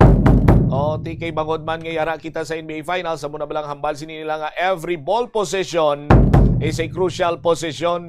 So dapat halungan kag dapat ma-convert into points sang team ang ila sini kada ball position kay kung hindi kag mag-cause ang turnover dako ini banwa nga damage sa para karon iya sa nasambitan sini nga NBA team. 14 minutos na nakaligad sa takna sini nga launa. Check na naton this time balita ni Bombo Jomar Villa ini may kantanan sa pagpangayo sang Metro Pacific Iloilo Waters sang paghangop sa sining pagkaguba, pag-usmod sang ila sini iyang proyekto dira sa may area sang distrito sang Haro. Ni duwa na lang kadlaw sa aton sini nga mga kuturan magabukas na ang klase. Gina-expectar nga makatugag ini sang huol no sa aton sini nga mga kabombo ining nagaluntad sini nga pagkaguba sang dalan sa pag-usmod banwa sang dalan bangod man sa pipe laying project sang Metro Pacific Iloilo Waters. Check nato ang linya ni Bombo Jomar Villa. Bombo Jomar sa report, please go ahead. Bombo Champ, konsiderar sang Metro Pacific Iloilo Water ang maulanon nga panahon sa nagligad sining mga inadlaw rason nga may ara no sang delay sa ila sining pipe laying activity no pagpamtang o kung butang no sining mga tubo sang tubig sa may area karon sang Haro, especially sa may area sang San Isidro pakadto sa may area sang Sambag sa nasambit sining distrito. Suno kay Ma'am Kathleen Guillermo, ang Commercial Division Head sa nasambit sining karon yang opisina, isa sa ginakonsiderar no nga nagepekto sa ila ining maulanon sining karon yang panahon, especially sa nagligad sining simana bangod sini ti kisa hindi diretso no hindi sige-sige ang ila sining trabaho kangay sang natabo sang damlag lang nga may pila ka mga gin-report no giprabot maganidres bomboradyo nga nagkala damage nga porsyon sang dalan bangod nga nagusmod da Bombo Champ no so isa sa mga rason nga duay nila gilayon nga ma-repair bangod nga panilagan man no ang panahon agod nga hindi man masayang no ang ila sining pagkayo dugang padri sang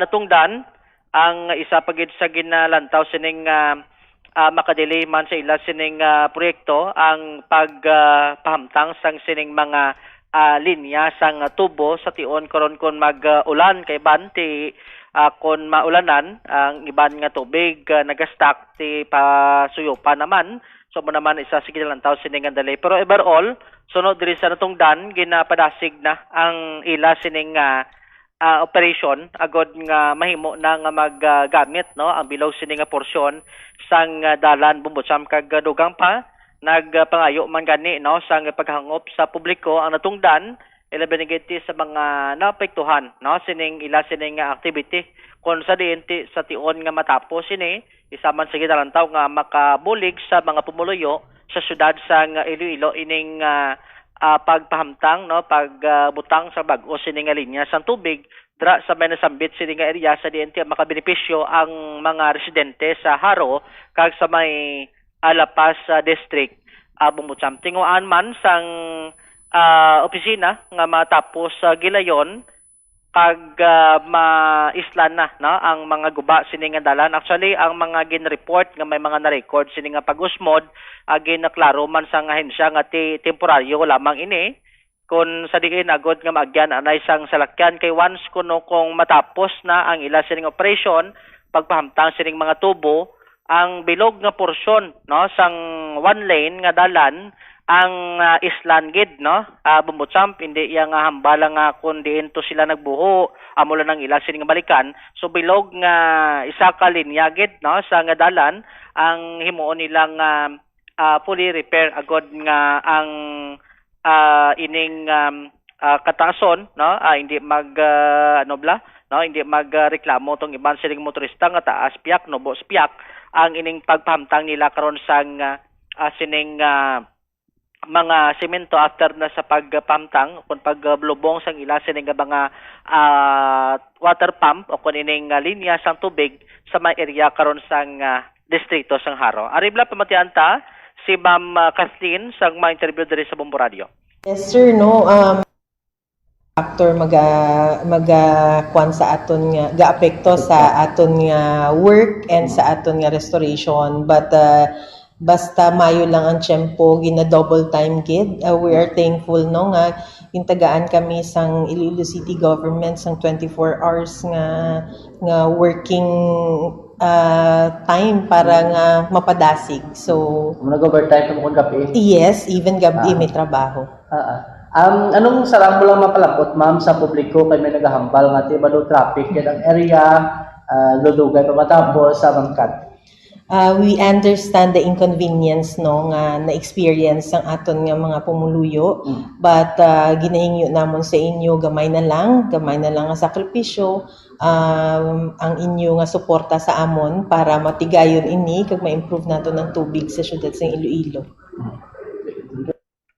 Nabatian si Ma'am Kathleen Guillermo, Bumbuchamp, sa Metro Pacific Iloilo Water. Tining pahayag sa natungdan, ining kasunod man sa pila ka mga reklamo no, sang publiko nga ti kon tawon, sa una nga way pagani sang construction, grabe na ang traffic. Ti binigid karon nga lapit na lang ang abri klase. No, so munang gid na preparahan kag gid na double time man kada same time kun manotisyaran man sunod sa natungdan.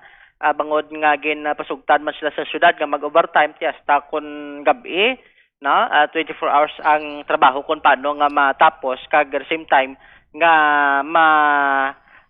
operate na no kun pure professional na ang ining pagpamtang nila sang mga tubo sang tubig sa may area sang Haro District Bumbuchamp. Hasta saan oni ang gamay na lang paghangop? Gidalantaw subong June matapos na niyang span halindra sa may Sambag pakadto sa may San Isidro. Kabala mo may sugpon pa ni. Kung subong June Bumbo Jomar, isa ka bulan, 30 dias na mo. Sano? Way lang na mention kung ano nga specific date kay amo na gani kuno kung mag-ulan kaysa atig untat. Pero kung way naman sa ulan, ginasige naman, no? Kag sadtong nakaligad sini nga mga binulan, gatinagiti ang init, galabot 47, 48 ang heat index diri sa syudad sa Iloilo. Nagano sila? Ti sige man ang ila kuno trabaho da sa area. Kunti tapos na? Way pa. Tinga way pa matapos. Tapos kay way na tapos kag na tribukaho basulo ng ulan ay kalilintukin siya. Mga kiganing Ginoo kung hindi na magpaulan, tipo kita. Tiya mo na ang ginalagas na nila kuno ang 24 hours ni no nga operation. Titanisan ko pa nagpangayo sila sa 24 hours para nga matapos na nila. Rasunan lang kita nila sa force major do si Ruben Padilla man sila. Tiya mo na no lantawon tani kun anong mahimo dugang sini kag kun paano no nga mahitso gilayon kag maplastar na no ang ining sambit sa ning area kay kun anong kausa nga nagluhob na naglupyok na nga usmodya kay posible doon agyan ko to ka no doon agyan sang mga lagko nga slakyan bla kay temporary pa lang kuno namo ang ginbalik nilang semento di nga temporary sino mapasiminto sina sang permanent. Sila man kung maubos na kuno ka hitso ang pagpahamtang nila sang tubos dalong kay do may mga test ta kuno silang ginahimo sina kung magtapos na pahamtang kung balati makasarang ang tubo sa pressure sang tubig ay Bumbuchamp sa time nga maka-install sila kung mahambal na nila nga maka-permanent sila nga paghimo isagid kalay no hindi lang amo na nga balik awot jom sao. Hindi lang ko na muna nga cut nila, pero isagi ka rin niya kung ang ilas ng Island Bumbuchamp. Hindi do ka balik awotaw? Amo na ang explanation nga once kung makapasar na sa test, doon lipat kita sa term, sang pressure sang tubig sa dalom, ang ilas ng tubo. Dapat ang imbakal nila nga tubo, ang ginpaidalom na sa test nga daan, hindi kay ang ibutang nila nga tubo, dayaway pa matistingan. Tikunti huol karon para sa mga empleyado, estudyante, kag mga nagagamit sa pagkabilugan, mga motorista nga nagagamit sinang dala na da. Oh? Ay ano klase ka engineer mayara ang kontraktor ni? Sa nga nag-pipe laying project da? Oh. Kaya mo ng explanation lantawon tani kung anong mangin resulta sa test, kung bala may liwaton naman o kung why na bumbutsam kay ti kung itso na tanan mayo kay at least kado magamit na gid ang bilog sining porosyon sa dalan adra sa Sambit sa karon nga area. Di ang pamangkot sa kay mabukas ng klase sa Pizza Utso sa Lunes now? Ati doon di pa may ngagaw Lunes kani kay kulang taon ta sige pakutkot nila dito sa may Sambag area mo. Ti kasano pa ni? Sano na nagsugod kuno mo budyo maraw? Why lang to na mention ko sano pero do subong nga tuig ni nga gin start ang pagkabkab dao sa area Bumbucham. So muna ang kapitan to si Kap Vanessa ginabantayan man kuno ang mga trabaho da amo to naglikad ka may concern nga gin tawgan man ni Kap agod nga maaktuhan gilayon kay kun ang tawon ti masako daan nga dalan ang natuon dira sa Meria karon sa San Isidro Haro Bumbucham. All right.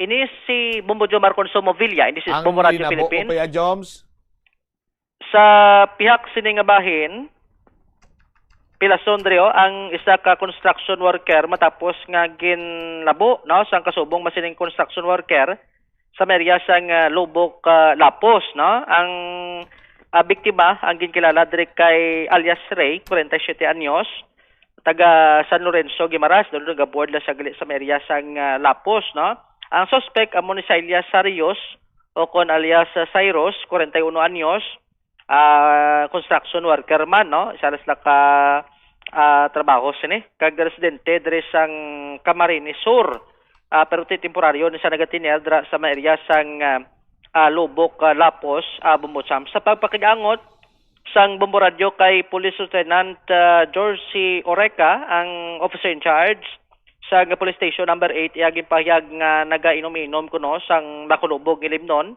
ining suspitsado kag biktima upod man sa ila sini nga mga borders hasta sulihing naghagaday ni sila magpauli Bumbutsam pati ito ang suspect naghambal nga magpauli na kung matulog na to sa iya sining kwarto o galing sunod diri sa investigation ang biktima do nagapamilit gihapon kag do ginakulit yan ikunong suspitsado nga ara na to siya sining kwarto kag do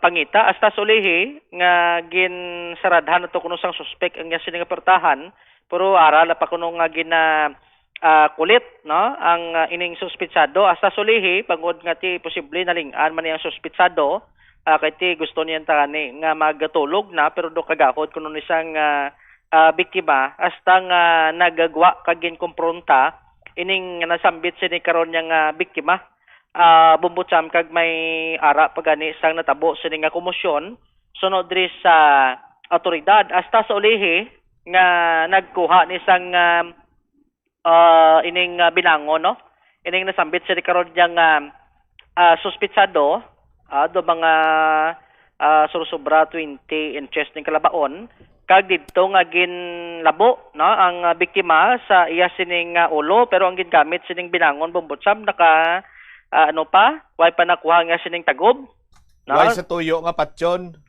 posible way man sa tuyo nga patyon o galing bangod sa puwersa pating tagob na damage man na utod man to ang punta sang tagob Bumbucham sang naigo ni sa ulo ining nasambit sa ni karon nga biktima amo nang ginalantaw sang pulis kay kung way to kuno sang tagob basi hindi lang amo nakadako ang pilas nga iya sining nangkon kag ginalantaw man nga way man sang tuyo gid nga patyon ining nasambit sining biktima so gilayon nga nagpangayo sang bulig sa palibot kag gindala sa may pinakamalapit nga ospital agud tagaan sini sang pagbulong ang suspitsado way man kuno ragyo Bumbucham pag-abot sang pulis surrender kung natigayon man ini nga maresto kag at the same time karon ang inisyaan na kunong na sa may PNP station, diri sa may police station number 8. Aribla no ang kabahin sang pahayag ni Police Lieutenant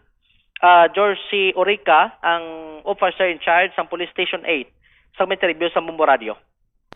Nagainom-inom ni ang aton suspect ang biktima kagkaupod man nila nga mga borders nila no. Kay nagaakakila ni sila sang isa ka balay sa may barangay San Lorenzo, Lubok Labas. So after nga nakainom sila, ang upod na nila nagtulog kag mismo si ang aton nga suspect naguna man ni tulog. Galing ang aton nga biktima sa gaya katawag ni ang aton nga suspect ni ay gusto niya gid amo na do ginakulit gid bala. Tulog na to no. Katulog na siya.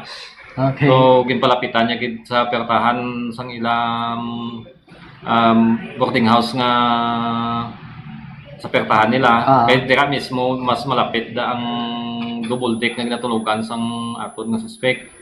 So kay natakaan ang ang aton nga suspect. Bugtaw siya kag may komosyon nga natabo si ila. After sang komosyon naguha ning aton nga suspect sang bulo nga mga 22 inches ang klabaon niya no, na may tagob. Then amo ni ang dugin labo nga style da sa ulo sang aton nga biktima. So amo gito nga napilas gid ang ulo niya ang ulo nga dandig madakuan lang madugo ni sensitive. So paglabo na may tagob pa. May tagob pa ini ang aton nga ang bulo. Na ginlabo niya. Pero kita to na guba tagob yan no. Sa impact siguro sa todo sang paglabo sang aton nga suspect amo to nga na utod gid ang punta nga porsyon sang sang tagob sang bulo. So bot silingon way man siguro intention nga patyon or ano?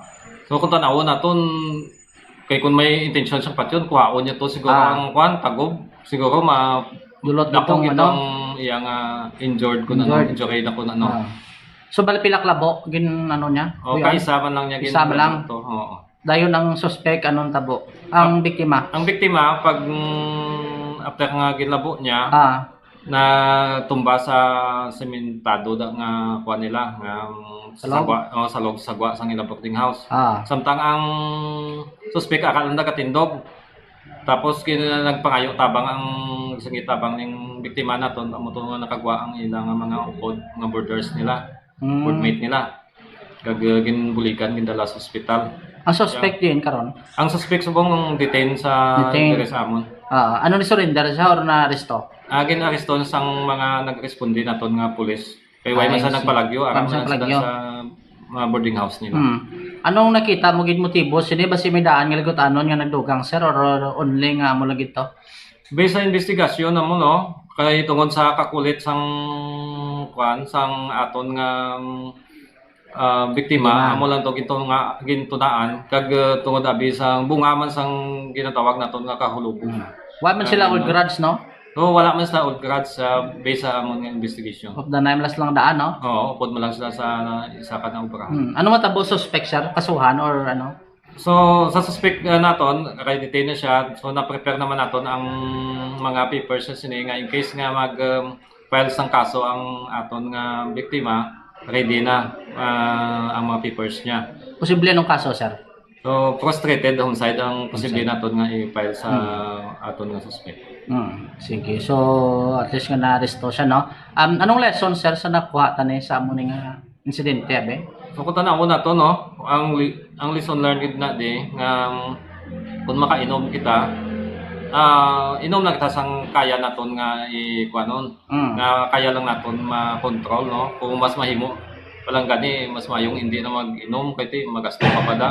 So kung gusto kung hindi sila makalikaw inom lang sa sang kaya lang nila kay tungod ang ini nga insidente na tabo ini tungod sang bunga sang kahulugbon o kun bunga sang ilimnon ini.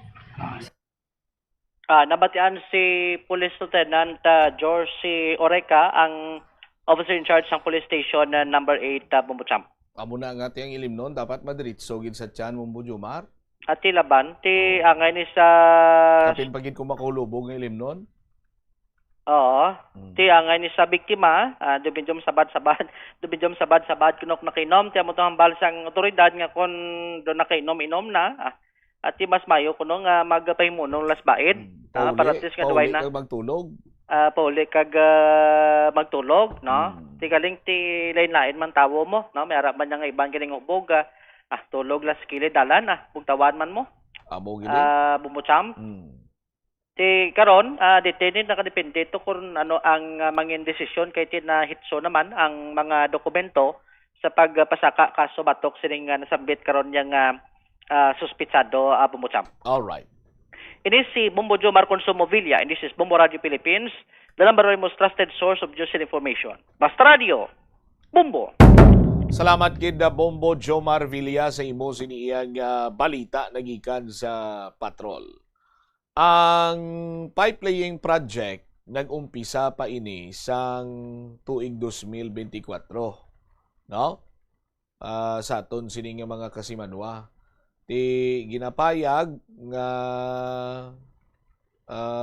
pila ni ka milyon ang project sinadre. Ti sandig diri sa kay Mr.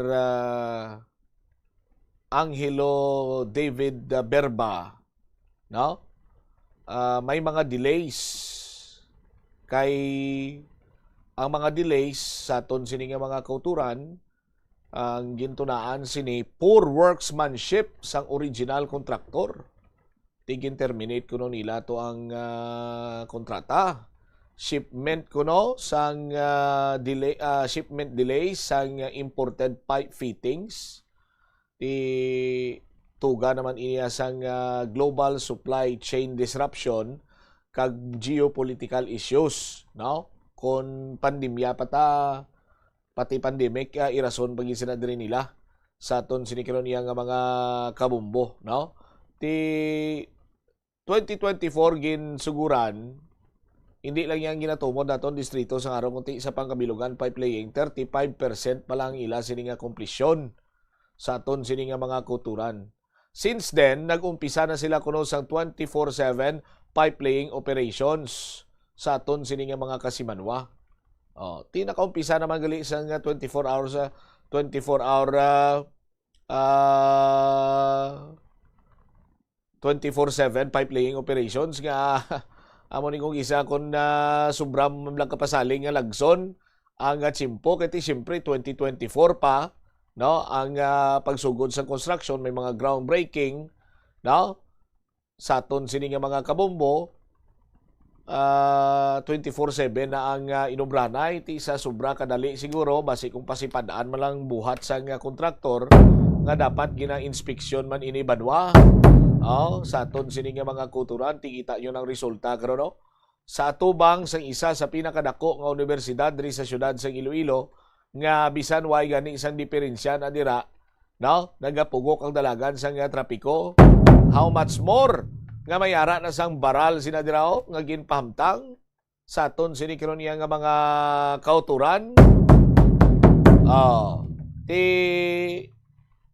bangod sang nagasinalampaw kuno nga mga concerns over sa road conditions nga tugas ang ila sini nga pagkutkot, no?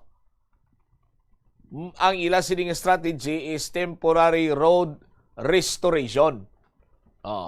Sa aton sini nga mga kasimanwa nga dapat makumply sila sa mandato nga pasiguraduhon nga ang tanan sini nga mga dalan pasabol bisan pa nagapadayon ang pipe laying activities, no, sa aton sini karon nga mga kabumbo. Ti may mga temporary asphalt overlay ni sila nga pangabutang.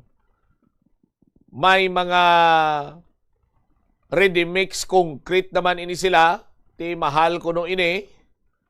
That is why ang temporary restoration ginhimo para nga mapagyan sang salakyan sa aton sinikaron niya nga mga kabumbo. Kung manumduman pa na talakay man ini sa City Council nga pila na kabilog dira ang mga nagbalintuwad sini iyang mga motorista sa aton sini nga mga kabumbo, no? Nga kung pahambalon pagani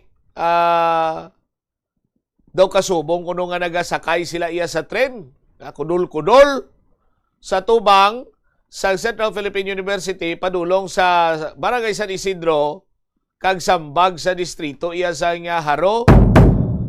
Anom ka mga motorsiklong nagbaliskad dira sa San Isidro since nga gin-apply, no? Temporarily apply ining asfalto sa aton sinikironiya nga mga kauturan. Dipinsa sa Metro Pacific Iloilo Water nga nagapatigayon sila sa hydro testing o kon ining hydrostatic testing, no? Sa mga bago install nga mga pipes para iya nga matukiban nga kung bala may leak, structural integrity kag durability before pa man nga mag-operational ang system. Ti pasugiron imported man balang inyo sini nga mga tubo. Ti dapat may specification ina sa aton sini nga mga kasimanwa. Ang simple analogy sini sa aton sini mga kuturan pareho sa lansang. No? Kung mabakal ka sa lansang, may ara sang lansang sang kahoy, may ara man sa lansang sa konkrito. No? So ano ang imo sini nga baklon? Diin ka mang lansang, ano imo lansang anaw? Alang-alang magbinakal ka lang niya imo sang lansang, tapos ilansang mo to, ang nabakal mo nga lansang, panglansang gali sa kahoy, linansang mo imo yan sa siminto, kag dito mo pala marealisar, ay, hindi pwede gali sa siminto ni. Karon ikaw linansangan ko. Dugang pa sinadribanwa, nga ti kumplituhon kuno ining 300 meter excavation and the restoration cycle within a day. Kay may round the clock operation sila sa aton sinikaron niya nga mga tagpalamati. Ni ginatsikyan man sang city government. Kay sa city government sila nangayo sa nga ginatawag sini nga 24-hour nga pagkayo, no, operation sa nga Metro Pacific Iloilo Waters. Ang pamangkot sa subong iya may nagatsikyan na da kung bala hustong ila sini nga pagpatigayon sa nga pagpanglubong sa nga pipe laying. Pagpanglubong sa pipe laying, pagpanglubong sa tubo. Kag ganado karon nga sistema, amula na kasimple nga analogy. Malubong ka sa nga tubo, testingan mo, given na iya nga testingan mo gidman. Kon ina, sa ton sini nga mga kasimanwa, mangita ka sang leak, no? Sa ton sini nga mga kuturan, kay tinaturalmente lang man ina mo. Pero kung maghambal kay mo ya, no? Nga structural integrity, durability, before sang operational sini, ay nano klaseng istoryaton sini man. Hindi man ko engineer, pero hindi ko na kinahanglan nga mangin scientist, no? Nga mag-graduate pa ya sang 4-5 katuig eskwela, 4-5 katuig sa engineering course, no? Or magkuha sang lain-lain nga kurso sa pinakabalipot ka pulong, sumahon mo na tanan. Hindi ko na niya kinanglan nga magkuha sang intercourse, no? Intercourse kay lain kurso mo isa. But anyway, sa aton sini mga kabumbo, no? Hindi ko na kinanglan nga mag-eskwela pa 5 tuig para maintindihan ang mga mahapos hangpon nga sahi karon iya sang plastada. Amula na kasimple gani, pasugiron nga mo ti ginrason nyo di sa delay kay man may shipment delays kamo kay imported mo ang mga pipe fittings gani. Ti ang pipe fittings na may imported. Ti ang mga pipe nyo ya. Sa aton sini nga mga kasimanwa, dira nyo palang yung matistingan kung durable. Dira nyo palang yung matistingan gali ya. Sa aton sini nga mga kasimanwa, kung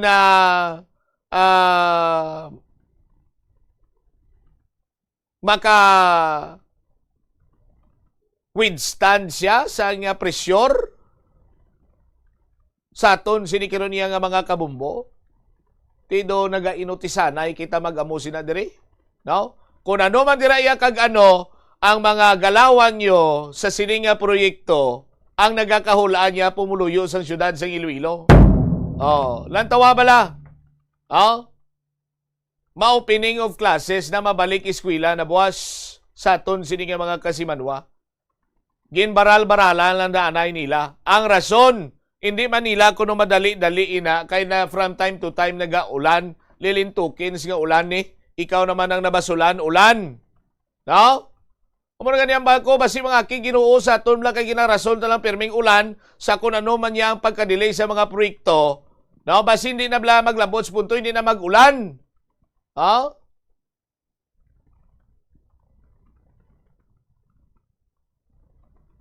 Ti rasonan lang kita ka temporaryo lang ni itistingan pa.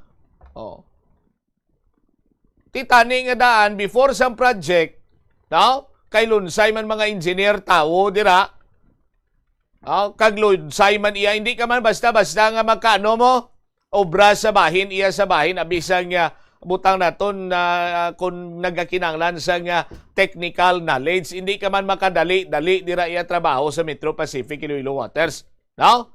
And ginarespeto nato ng amo sina kay titinunaan sina nila pero ang punto sinibanwa. No? Dira nyo palang niya kag tistingan, ti paano abi kong palpak gali? Lukaton nyo naman, bungkalon nyo naman ang dalan. Hindi bala before kung tani na magbakal, may mga specification na. O nga ini pang tubi ni siya, ini nga tubo, ang sarang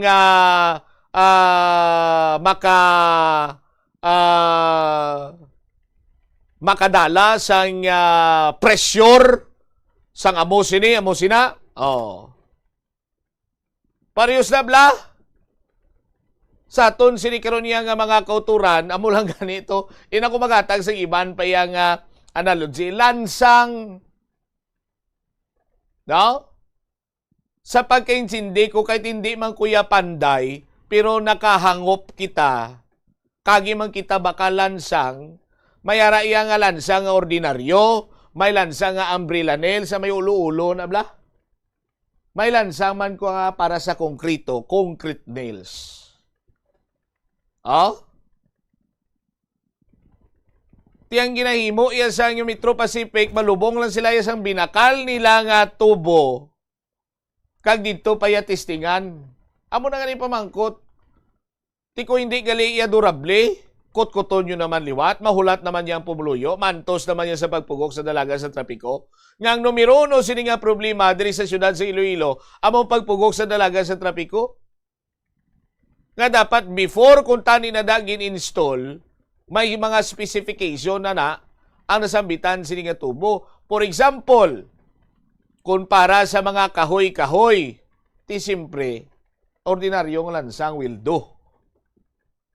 Kung lansangan mo ang sin or sinas, GI pipe, galvanized sa sheet iron, no? Kay himuon mo siya atop inang corrugated, kudol-kudol, ha? Ti simpre butangan mo sang umbrella nails. Tapos pag sa pasalop mo pa na sang umbrella nails sa munaw, butangan mo pa na diyon sang ginatawag sining sealant. Parang inagyan to sang lansang, hindi to pag iligan sang tubig nga magkosang tulo sa sulod sang palasilungan, sang balay man ina, or whatsoever. Di ba? Kag simpre ara ang concrete nails. Concrete nails, sa ngalan niya palang para sa konkrito. No? Sa aton sini nga mga kasimanwa. Tapos karon whereas naman kita iya. No? Rasona naman kita nga bangod sa ulan, bangod temporaryo malang na, kay kung may makita kami nga diferensya, amo na pag siminto na namon. Ti 2024 pa nagsugod ang proyekto sa aton sini nga mga kasimanwasan o kamuya nagtisting. palawigon ta pa ni, palabuton ta pas tuig 2039.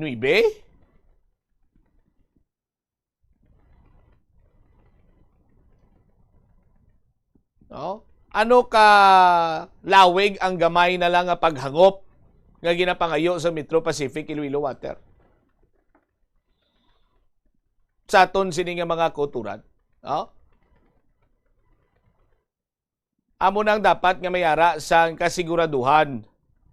No? Tikon sa Lunes, malate ka mo sang bata mo, malate ka sa opisina, malate siya sa eskwelahan, sa aton sini nga mga kuturan, dira ka mo nag-agi sa may area sa San Isidro, Sambag area, hindi na ko maghambala kung sino pa ang kabangdanan sini. Sa aton sini nga mga kasimanwa. Kay do kasubong nga gina-eksperimentuhan kita iya sa Metro Pacific Iloilo Water, kaupod sa ila sini nga kontraktor, no? With the supervision of the city government. Sa aton sini nga mga kasimanwa. 50 minutos sa nakaligad sa takna sini nga launa. Pagbalik ta galibog ulo ko Engineer John Dave Sutasio. Ano si Saldico?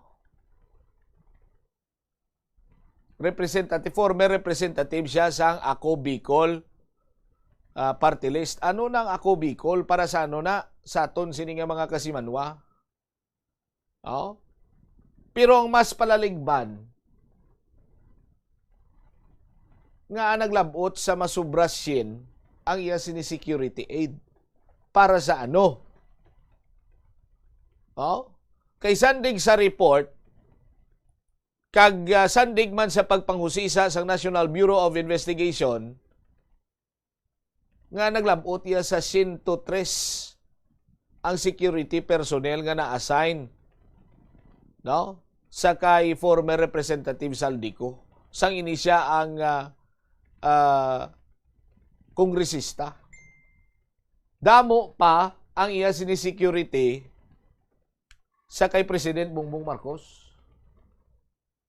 Or maybe lapit-lapit, pero ti congressman kaya ikumpara ka sa presidente in terms of security aid. Galibog ulo ko. No? Nga, di ba engineer? Ano nga marginalized sector ang ginarepresentar sa Ako Bicol Party List? Ako Bicol Party List. Ang mga Bicolano nga pigado, kasubong sa Uswag Ilonggo. No? But anyway, ang gusto ko yung may baluan nga naglabot sa may ang reports ng NBI is 103. May araman sang reports nga 130. Ti nga naglabot gid sa mo na kadamo aw. Ano ining si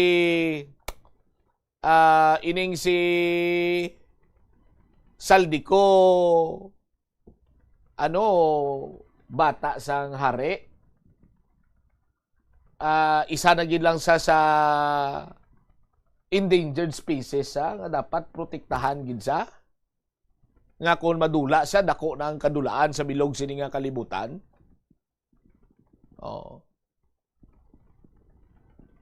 Anong dugo yan ni gold? Ang balhas siya diamond. Kung ang kilala ko pa, ano ni siya Lord? Sobra gid siya ng iya sini nga security aid. Para sa ano? Balikan ta na sa aton sini pa nga pagpakalagad sa gyapon sa bumbuanay sa udto. Pagkatapos gilamang sa pila ka importante nga mga panumdum. Plazuela de Iloilo, Billboard of Activities for May 31 to June 6, 2026. Many of your favorite old songs ang saliwat magarule sa Plaza Mayor sa Plazuela de Iloilo. Kaupo ng Retro Band sa concert at the Plaza. Mag-aumpisa alas 6 ng gabi sa Hunyo 6, Sabado.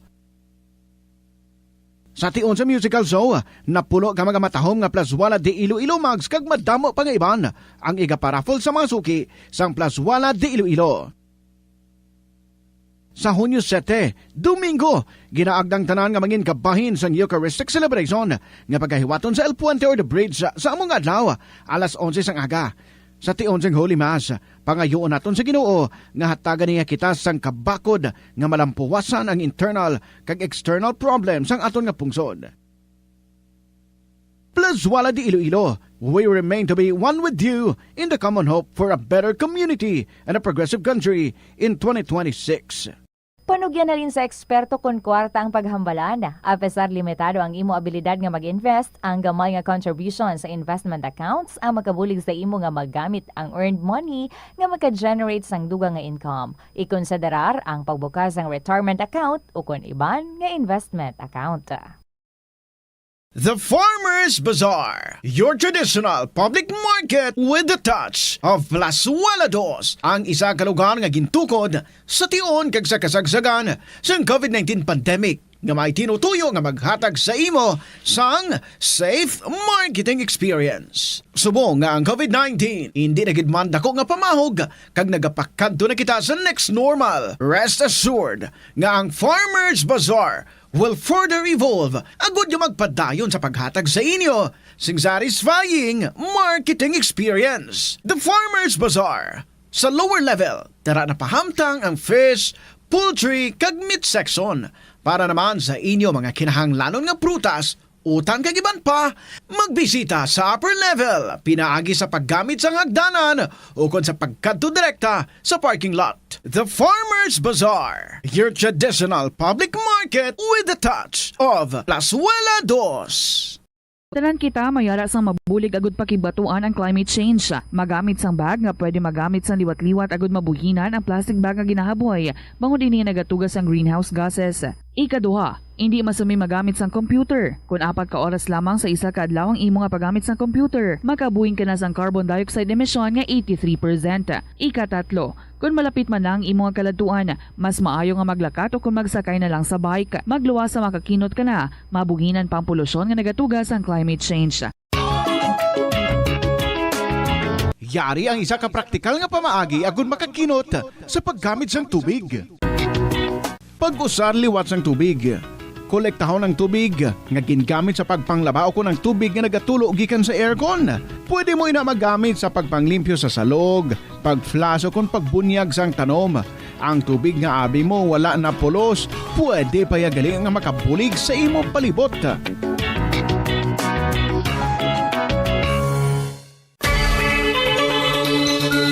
Limitahan ang pag-charge sang devices. Hindi pagpabayaan nga naka-plug ang phone, laptop o kung tablet kung puno na ang battery. Patyon o kung i-unplug gilayon kung tapos na. Makakinot ini bisan gamay lang per device. Ilabi na kung madamo ang empleyado sa opisina. Yari ang mga simple nga paagi agon makakinot sang tubig. Kaayuha ang mga taga sa tubo o kon hose. Hindi tanan nga taga sa mahapos kagilayon nga makita tungod ang mga tubo o kon hose ang nakalubong sa duta o kon semento nga bahin sang balay. Kung magsigi ang mga tagas nga ini, 56 minutos na nakaligad sa takna sini nga launa. Ang 103 ka mga security aids ni former Ako Bicol Party List Representative Saldico gin-hire kuno ini sang isa ka retired military general nagikan sa Philippine Military Academy Class of 1975. Siya ni ang nagtipon sang 103 ka mga personalidad bilang security aids ni former Representative Saldico. Nga may threat sa kabuhi niya. No? Sa mga palamangkutanon ko bala, may threat sa kabuhi niya. May threat sa kabuhi isang pamilya niya. Sa aton sinima kasi manwa. Anong ang posisyon malang ang ginauyata niya? Tuman ka sensitibo, tuman ka krusyal, mayara sang national security threat. Nga kung madula siya, mahurog paas kita tanan. Ang aton sini nga gobyerno, maalimunaw. Sa aton sini nga mga kabumbo. Siya na lang balang nabilin sini iyang tawo nga sarang nga maka tawag siya ni mangin butang naton sa pagkabilugan aton sini nga salbasyon. Ano siya? Kung mga tsisang nagagwa diamond, mamalhasa diamond, dugo ya gold, ano sistema? Sa aton sini nga mga tagpalamati. Suno sa National Bureau of Investigation, ginhire ining nasambitan karon nga mga personalidad kalabanan sini sa ila naghalin sa nagkalain-laing nga sangay man sang militar, no? Ginrecruit ini sila sa aton sini nga mga kasimanwa, lakip na diri ang mga self-proclaimed ex-marines para iya nga mag-guard, magwardya, magbantay kag magtransport sang dumalag ko sini nga balor sang kwarta. Amo ni galing ila sini nga tawag siya ni purpose. No? Gin-employ ini sila mayara sang promisa nga employment kag allowances sa sulod sang duwak tuig. Pero ining mga arrangement, no? Temprano pa na purnada bangod nga tinagbiya sa pungsod Pilipinas si Saldico. Sa aton sinikaron niya nga mga kasimanwa. Ining mga personnel while lang gingamit for physical protection kung ginaligar gintask ini sila nga mag-akto bilang mga bagmen, magtransport sang mga malita, no? Paper bags nga nagaunod sa minilyon nga kwarta. Ginaaligar kickback ini halin sa flood control project sa mga nagkalain-lain sini nga politiko. Now, bangod nga kung lantawon sini nimo banwa confirmed sang National Bureau of Investigation ining 103 security aid hindi malayo nga bisan pa paano sa aton sini nga mga kuturan, with all due respect, nagasugid sang kamaturan. Ining mga nagpakilala nga mga ex-marines or anay soldado sa karon ginatawag na lang nga 18 witnesses. O galing lang banwa sa aton sini nga mga tagpalamati, nalamuran lang ini sang garok nga klase sang pamulitika. No? Nga kung may ayuon ining grupo nga nagauyat sa 18 ka Marines, kag kung mamalibad, magwa ginang pangalan mo nga nakabaton kasang malita. May pagpang-abuso kag nagsobra sa ila sining istokada, sa ila sining istorya, sa pagdiga nila sang mga sugilanon. No? Hamakon nimo milyon ang malita o galing kay peso, ihatag mo sa taga-ICC, pakamyuan mo kuno sa money changer, milyon, engineer, posible na. Kantuang ko gani karon si small boy, nagusisaon sa kung pwede na. Sunod, unang bulyada sang impormasyon, may mga senador nga ara sa now new minority nga ginpanglawag sining mga 18 witnesses. Tapos sang nagligad sining adlaw, why na to sila malawagan? Anong butsilingon? Ang una sini nila nga ginpagwa nga impormasyon damgo, pagkabugtaw nila ay why gali to ya si Amonio. Ay hindi na ni siya panas why sa di. Butsilingon sa kung ano pang wala nagasanto, may mga inconsistency sa ila sini nga statement up to the point nga ti hindi na sila mapatihan later on sa aton sini nga mga kabumbo. No? Kanugon. Kung ang tinutuyo naton ang matungkad ang kadalumon sining flood control anomaly o galing kay ginlaktan sang personal interest, political interest, tama kalapit sa bibi sang pagkapurnada kag pagkarimalaso. nga ti maglabot sa punto nga mangin walay pulos sa aton sinikaron niya nga mga kabombo. And eventually, ma-charge to experience kag malubong na lang iya sa lipat ining pinakadako nga kontrobersiya sa ginaaligar korupsyon nga natabo sa pungsod Pilipinas sa subong sini nga henerasyon. Sa aton sini nga mga tagpalamati.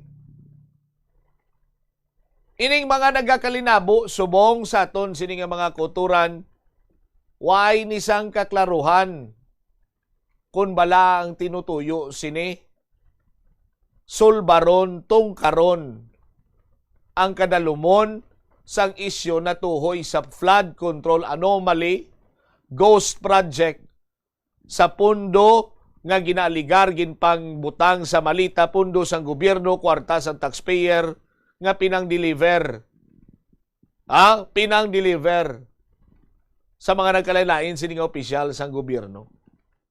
Buron na ina karon nga pamapatud-an pa kag may manabat pa. Sa aton sini makasimanwa kung may mga ginpang priso man sila, hindi man kita direkta sini makambal kag we are not 100% convinced nga indeed they were involved sa nasambitan sini karon iya nga kontrobersiya o kung kinawatay sa kwarta sang gobyerno.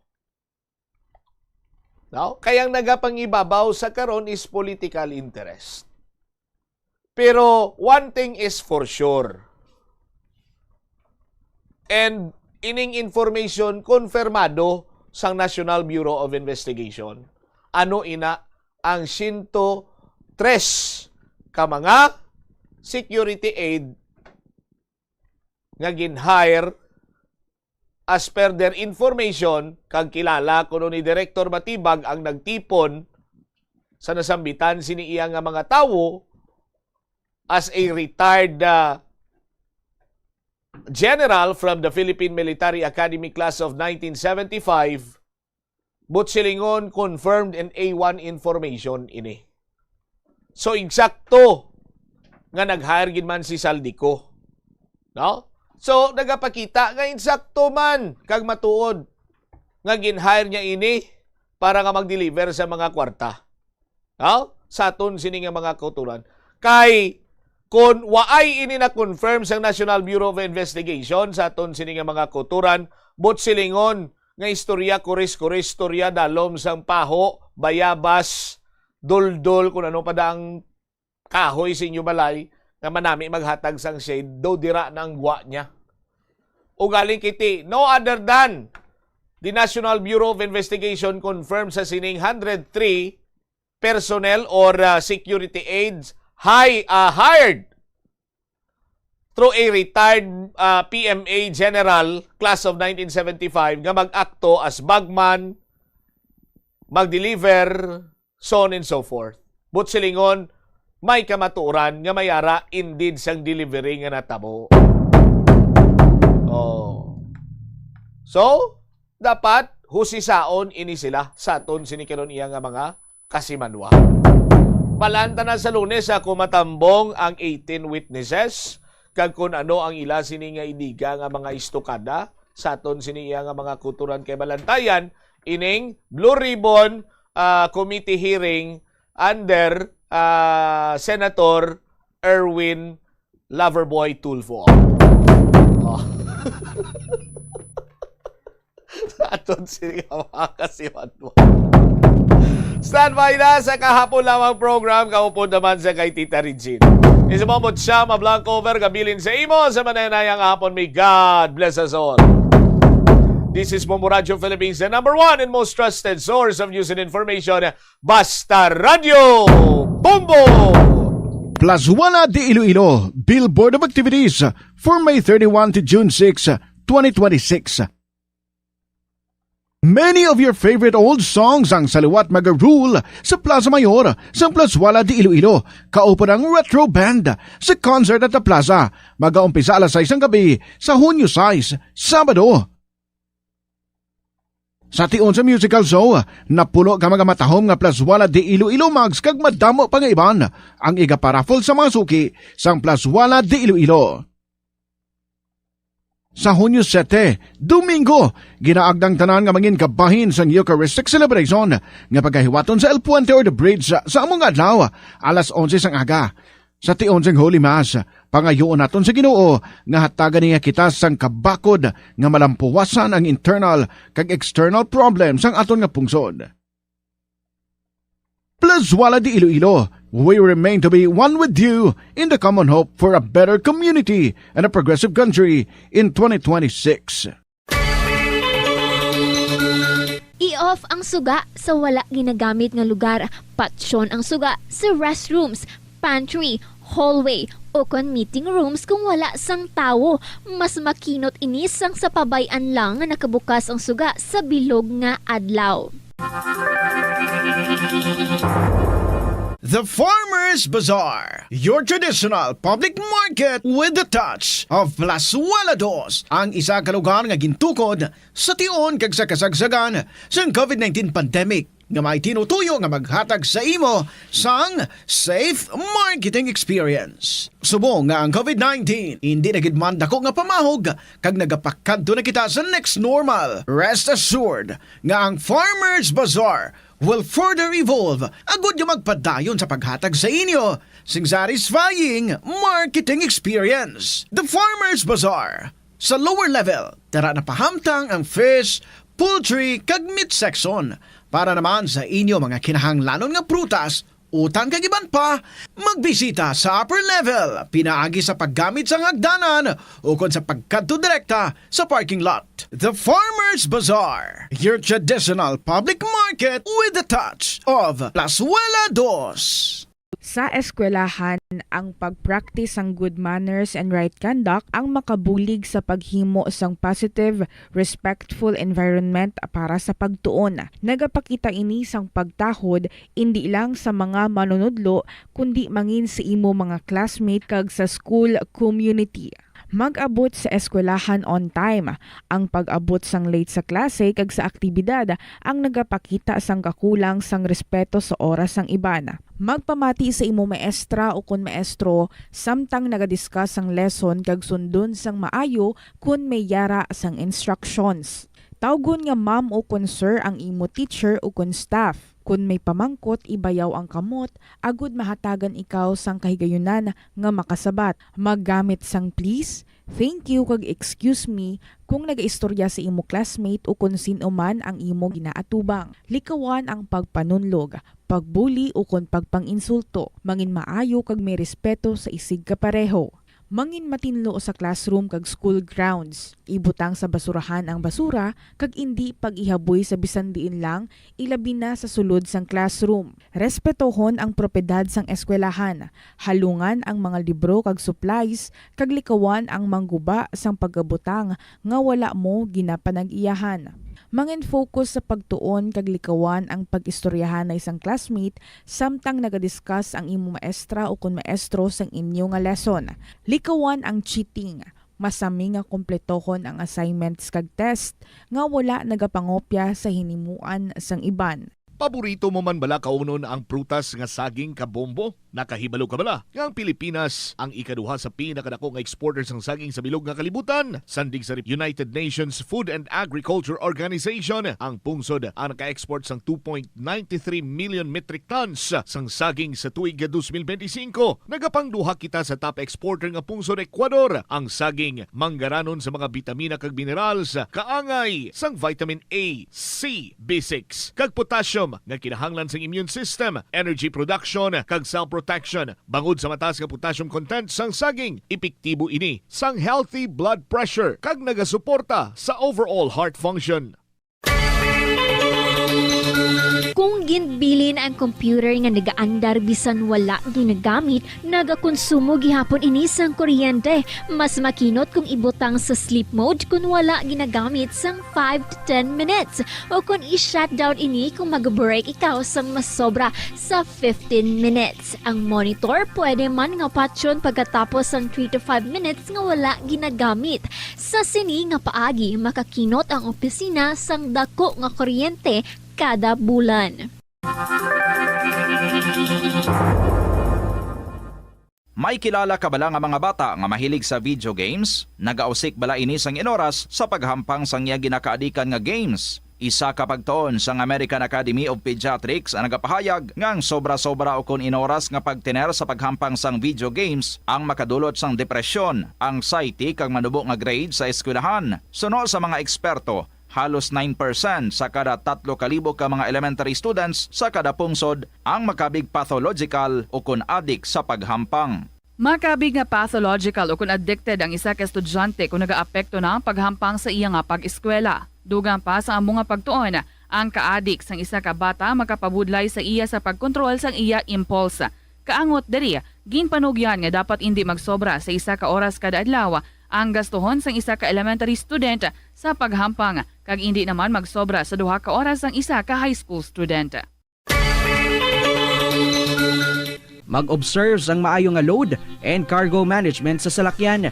Ang kada 100 kilograms nga unnecessary load, nagapataas ang fuel consumption tubtob 0.5% para sa mga salakyan. Samtang ang pagbuhi naman sang wala ginagamit nga roof racks o cargo boxes ang makakinot sang 2 to 5% bangod sa reduced aerodynamic drag. Dugang pa, ang masami overloaded nga salakyan, madasig nagakaupod ang goma nga nagadugang pa sa mga galastusan.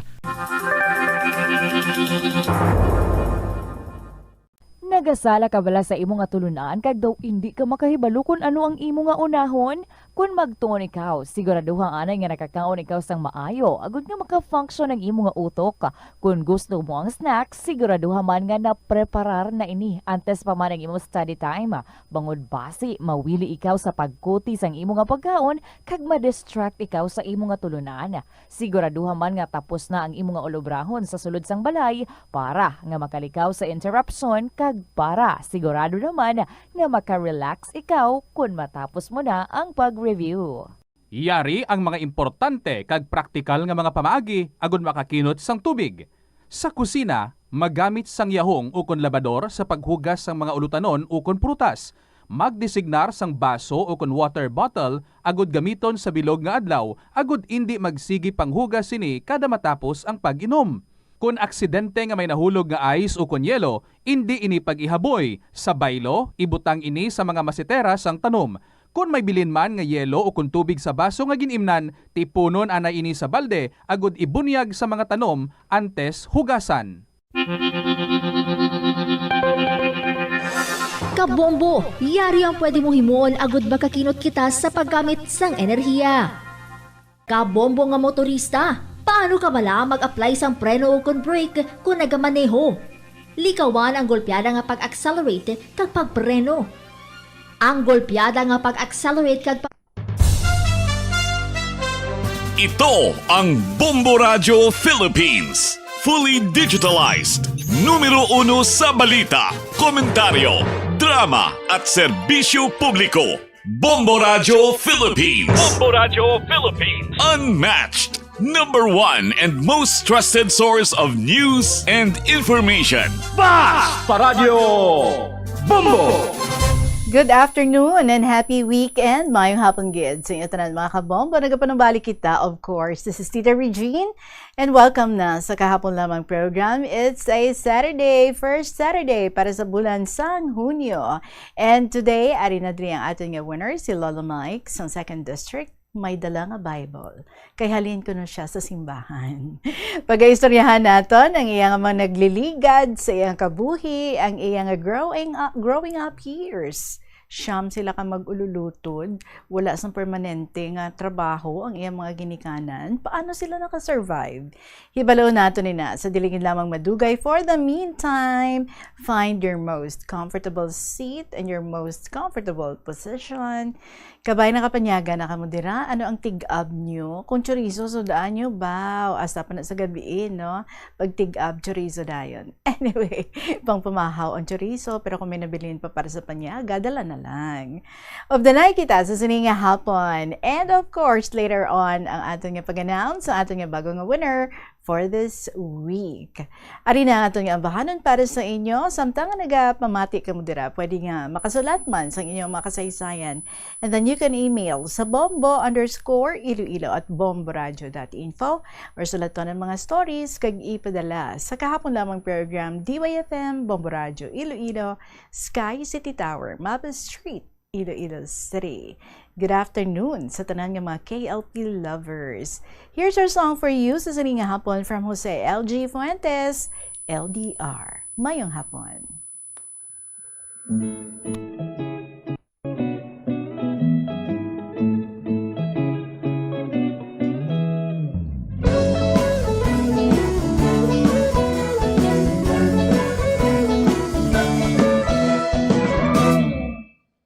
Naghatag og kalipay diri sa akong dughan, ang imong pagtawag samtang naglakaw gakatawa kay gikilig man. Ngisi abot sa dunggan kay ang imong tingog maoy naghupay sa magul-anon ko nga adlaw. Bugat-bugat kamay ang akong gibating apan galit na wala. Huna-huna naglupad mura ko gituboy sa pangano. Pagkadungog na ko sa imuhang bugnaw nga tingog.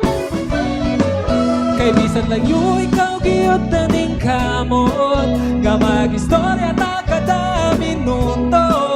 Kanig yung LDR lisod jud kaayo, apan bisan layo ka, ikaw ra ang love nako.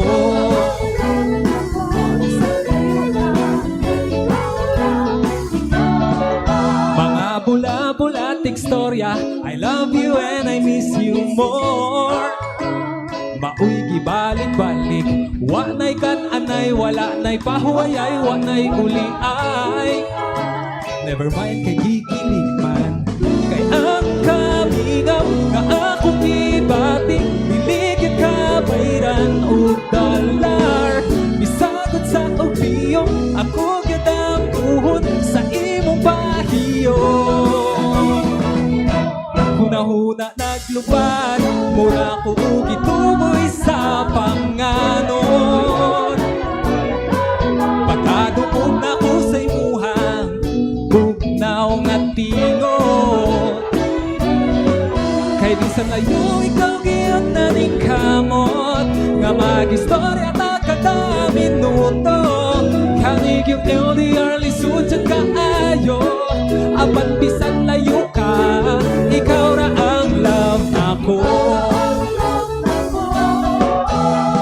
Ako taho na lang bisan lagyo ta, sa ngalan sa gugma at damag, paabot hangtod nga mo balik ka, ikaw ang kalipay.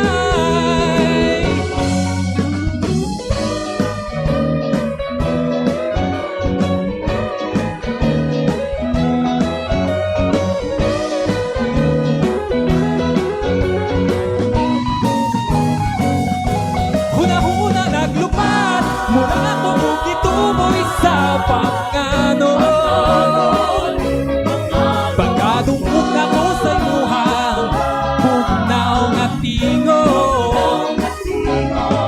Kay bisan layo ikaw giyot na ning kamot, nga mag-istorya ta kada minuto. Kanig yung LDR lisod jud kaayo, apan bisan layo ka, ikaw ra ang love nako.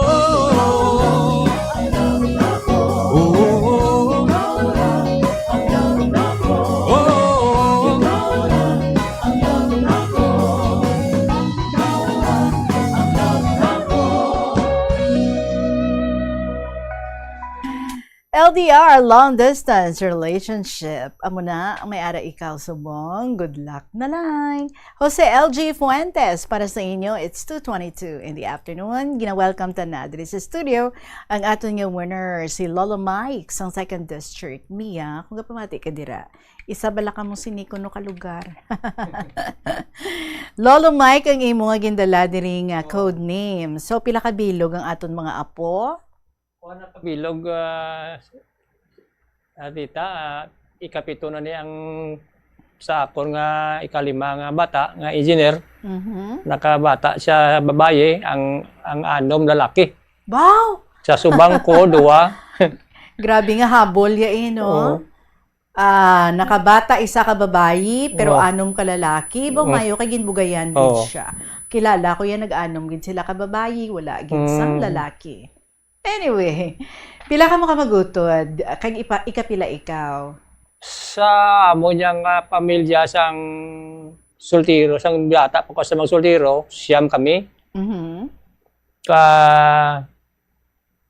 Kung gusto ganyan malipatan ko na, kay 3 kami ka lalaki, ano mo ka babae. Ikapila ikaw? Ika-3 ko, tita. Alright. So, ang mga hitsura ninyo, ang mga mag-ululutod, kaangay man sang, pare-pareho sa mga hitsura ninyo? Or ikaw ang pinakagwapo sa tanan? Ang ako niyang hitsura, nakasunod ako sa kay nanay ko. Kay si nanay ko daw, ang iyan hitsura daw, Indiana siya. Milom-milom, nga tasilong. Si tatay kaya daw Koreano nga padilong. Tingabon nga mga hitsura, galain-lain. So, makonsider mo nga ikaw ang pinakagwapo sa inyo, ng mga lalaki? Ati consider ko, Tita Regine, na why ko man pabugal no sang sultiro ko na mo, mga chicks galaga sa akon. Ti, very obvious man, no? Kay ti, isa pang, ang mox nga daan, ti siling mo do, si nanay mo ikaw. Nga do Indiana, ti do Indiano ka man. By the way, pila na ito edad? 69 ko ako subong, pero mas 20 ako sa August niyo. Sige, this balikan ta. Coming August. Advance happy birthday. Balikan Okay. ta ha, ang imo Thank you. nga mga Thank you. nagliligad, ang Thank you growing very up much. years mo. Nga nga nakahambal ka nga ikaw ang pinakapalahibi sa inyo nga mag-ulutod. Kay bala mo sa una, Tita Regine, kuan ko, medyo, masakiton ako, Tita Regine. Kag ako lang na pirmi ang ginaano ni tatay kag ginanay, ginatipan. Bala mga obra nila, papatad sa didobol mo. Bala ano man na siguro ko ang papatad sa didobol. Amo nang ilang nga trabaho. So, Oo. lagi sila nagapapatad? Oo, duwagi sila. Grabe, Tita Regine, agyan na mo. So, paano ang inyong pagpangabuhi isad to? Sa ako nang namanumduman, Tita Regine, pigado, gidya ka pigado. Wala obra si tatay, wala obra si nanay, amo lang napapatad kung hindi siya makapapatad nga kita, ka porsyento, 10% na sang iya makita sa 100, may pulo siya. Amo panaang mo ni lawat bugas, kay amon kaunon. Ti kung kaisahin na, kung wala na gid, ti ang amon na nga ang natinugan sa amon balay, may kasagingan ato sa unan, kag makadto ato siya, kung may gulang na gani nga saging sa bagay na tapas na kag amo na ginalaga, amo na makaunon. Terjen. Okay. Tapos nagapamunit pagid siya? Kag- Tapos yung pataya? Oo, pagkatapos siya na pataya, malakat na sa baybay, mamunit sa kag kung ano gani da yang madawi o kung makuha, minabligya iman kag ilawat man bugas, Tita Regine. Ti kung kabalo ka lang man mangita sa Oo. diskarte kag mangin mapisan ka lang. Oo. Hindi gid ikaw magutuman Oo. kag ang imo nga pamilya. So, ano naman ang ginahimo sa inyo nga iloy kung wala ka mo pagkaon? At yan muna, Tita Regine, ang rotasyon sa nging kabuhi ni nanay, aga pa na siya malukso sa balay. Hindi ganyan na siya pangilamos, malakat na makadto na sa mapapataya lang para makakuha siya sa 1% nga ilawat namon bugas. Te, basin sa pag-eskwela gani namon, wala na siya ga-attender sa amon niya. Mansig-mansig lang kami, Tita Regine. Ang ako ni ang bayo o balabas, oksok wala mo. Ikaw niya bahala O sa ako na kaugalingon mo? panglabaya sa ako na biste. So kamo nga mga kabataan, to hindi na kamo maatipanan sa Ay, hindi na inyo nga matipanan, iloy. Tita Regine. Hindi Kahit na. isako na sila pangita Oo, sa sako na, oo. maipakaon sa inyo. Anong imo nasaksihan isa ka bes nga nangutang ang imo iloy sa imo lola kay wala ka mo tiligangon? Inang kachimpo, ara ko na sa nailula kay dira ko pirmi nga kadto na kundi kung way pagkaon sa balay, gapapa ko sa salog. Kage sa to nga time nagkadto si nanay nga mautang sing bugas. Apang naputian ko gid sila niya kay nanay. Yes. Kung kisa marunduman ko nagatulog ako. Naintindihan natin na. Chudura. Si Chudura ni nanay nangalan Chudura. Si Durap no wag. Ya Chudura naglapaw na sa kalendaryo ang inyong utang. Ang akong mga ganansya sa inyo na lang kadto. Mahatag siya pero damo pasing mga orimusos. Masugilanon ti taridyan kung sa gani.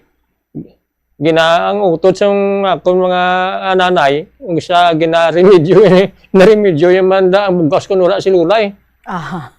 May diskarte mo siya. Diskarte. Pero mother gid ni siya sang imo nga mother? Mother gina sa nanay. Okay. Sa imo nga pag-eskwela, sa itong 7 ka palang katuig, ti anong imo sitwasyon? Ay, eskwela ko ti taridyan. Primero, mayo pa sa mga grade 3. Nakakuha ko sa honor.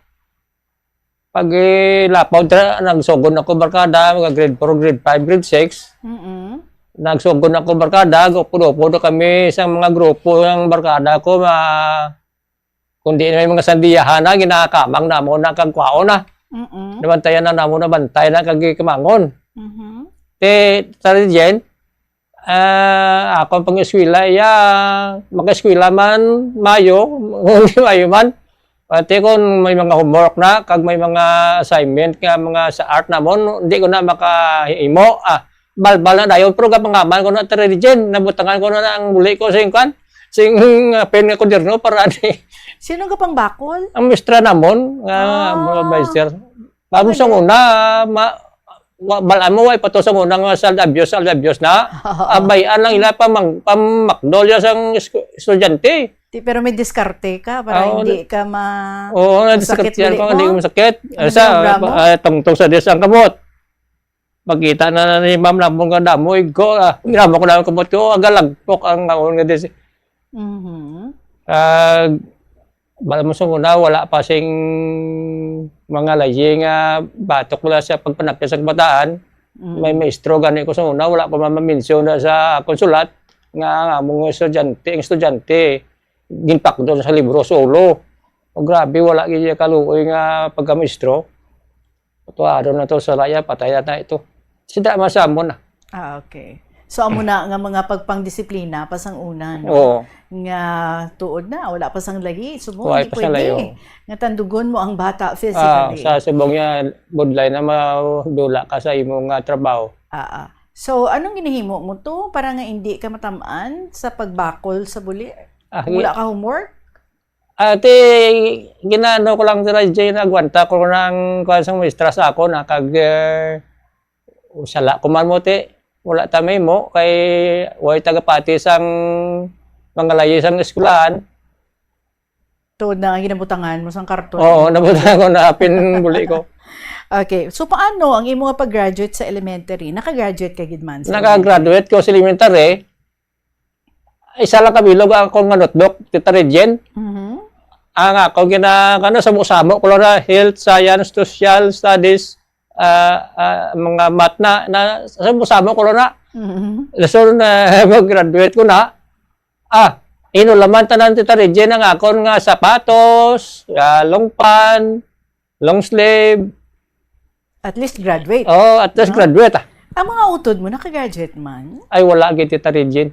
Sa elementary? Bisan sa elementary, wa isla ka graduate? Sa elementary, wala. Iban ka sa graduate. So, bali, ano na dangtan nyo? Siyam ka mo nga mag-ululutod?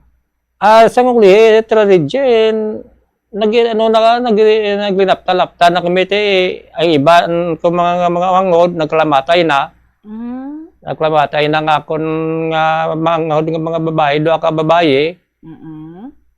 Doon ka babae na patay na, ang akon nga magulang nga nasundan ko, napatay naman, kaya nalumos ng nga to, ito nalumos sa Baybay, sa San Juan, kay pala hubog, Tita Regine.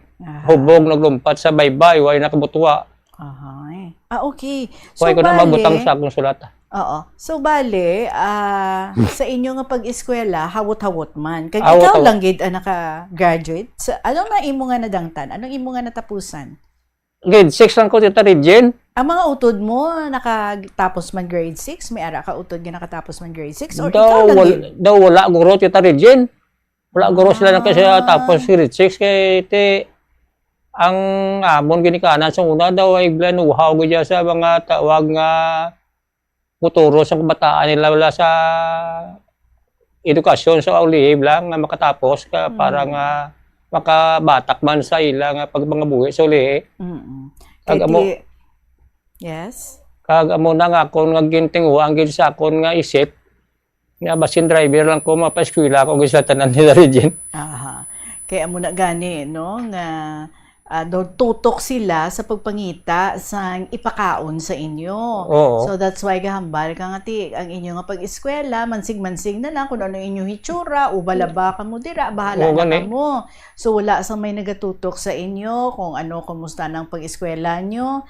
Wala sa may nagatutok nga ti. Siguro makita nila para lang gid yan, no? Sa inyo nga ikaon. Oo, Para sa pagpa-eskwela sa inyo, hawot-hawot na gid Hawat-hawat katama. Tita Regine. So, balik ka mo nga mga kabataan, doon nabilin ka mo by your own. It's up to you kung maningwa ka da sa pag-eskwela, then good. Pero kung hindi, daw wala na sila nagatutok gid. Doon mo na. Amo na Tita Regine, wag sila yan nag-mention abi nga eskwela ka mo para nga may kinabukasan mo suli. Wala Tita Regine, wala ko kabati sa mo na nga mga ilang balano nila sa ilang mga kabataan. So, una uso gito yung padamo-damo bata, no? 9 guro, gamay pa na. Kati ang uso sa ito yung tag 12, tag 13. Wala nga gani naman do sulat ko nga manong bata si nanay ako pa nagapangita sa upod nga masugat sa partira. Ay, tuod. Ano, tag tuig-tuig? Doon nagabata si nanay nyo? 2 ka tuig ang gap. Okay. Tag 2 ka tuig. Sige. So, nakagraduate ikaw elementary. So, nakagraduate ako. Pila mo edad sa nagsungod ka na sang siling mo, dinungol? Panak ko, mga nakagraduate ko grade 6, mga 14 na pakadto sa 15, nagbarkada na ko to, nako inom, sugal, kung ano pala namang sugal, madyong, huwag ko gani naman missionar ng pang madyong ni na, adik ako sa madyong, nga juta lang ko ni mapatay sa madyong. Ito. O idogang ko din sa ako sulat sa uli. Sige, in the future. So, bali wala nagsulod sa isip mo nga maninguha ko bala, eskwela ko sa high school? Ay, wala gid. Wala ka man ginabalansang imo ginikanan or sa mother mo nga abi eskwela ka, pa-enroll ka sa high school? Sa dason ko na nga sulat ipatpat ko na Tita Regine, hindi ko lang na ipagsugis mo. Okay, sige. So, wala sila yang nagasiling gina-encourage ka mo, nga bisan ano ka budlay sa pagpangabuhi, kinahanglan nga may edukasyon ka mo. Daw wala. Wala, gid Tita Regine. Okay. Sige, istoryahi kami, kiti nagdinungol ka na siling mo.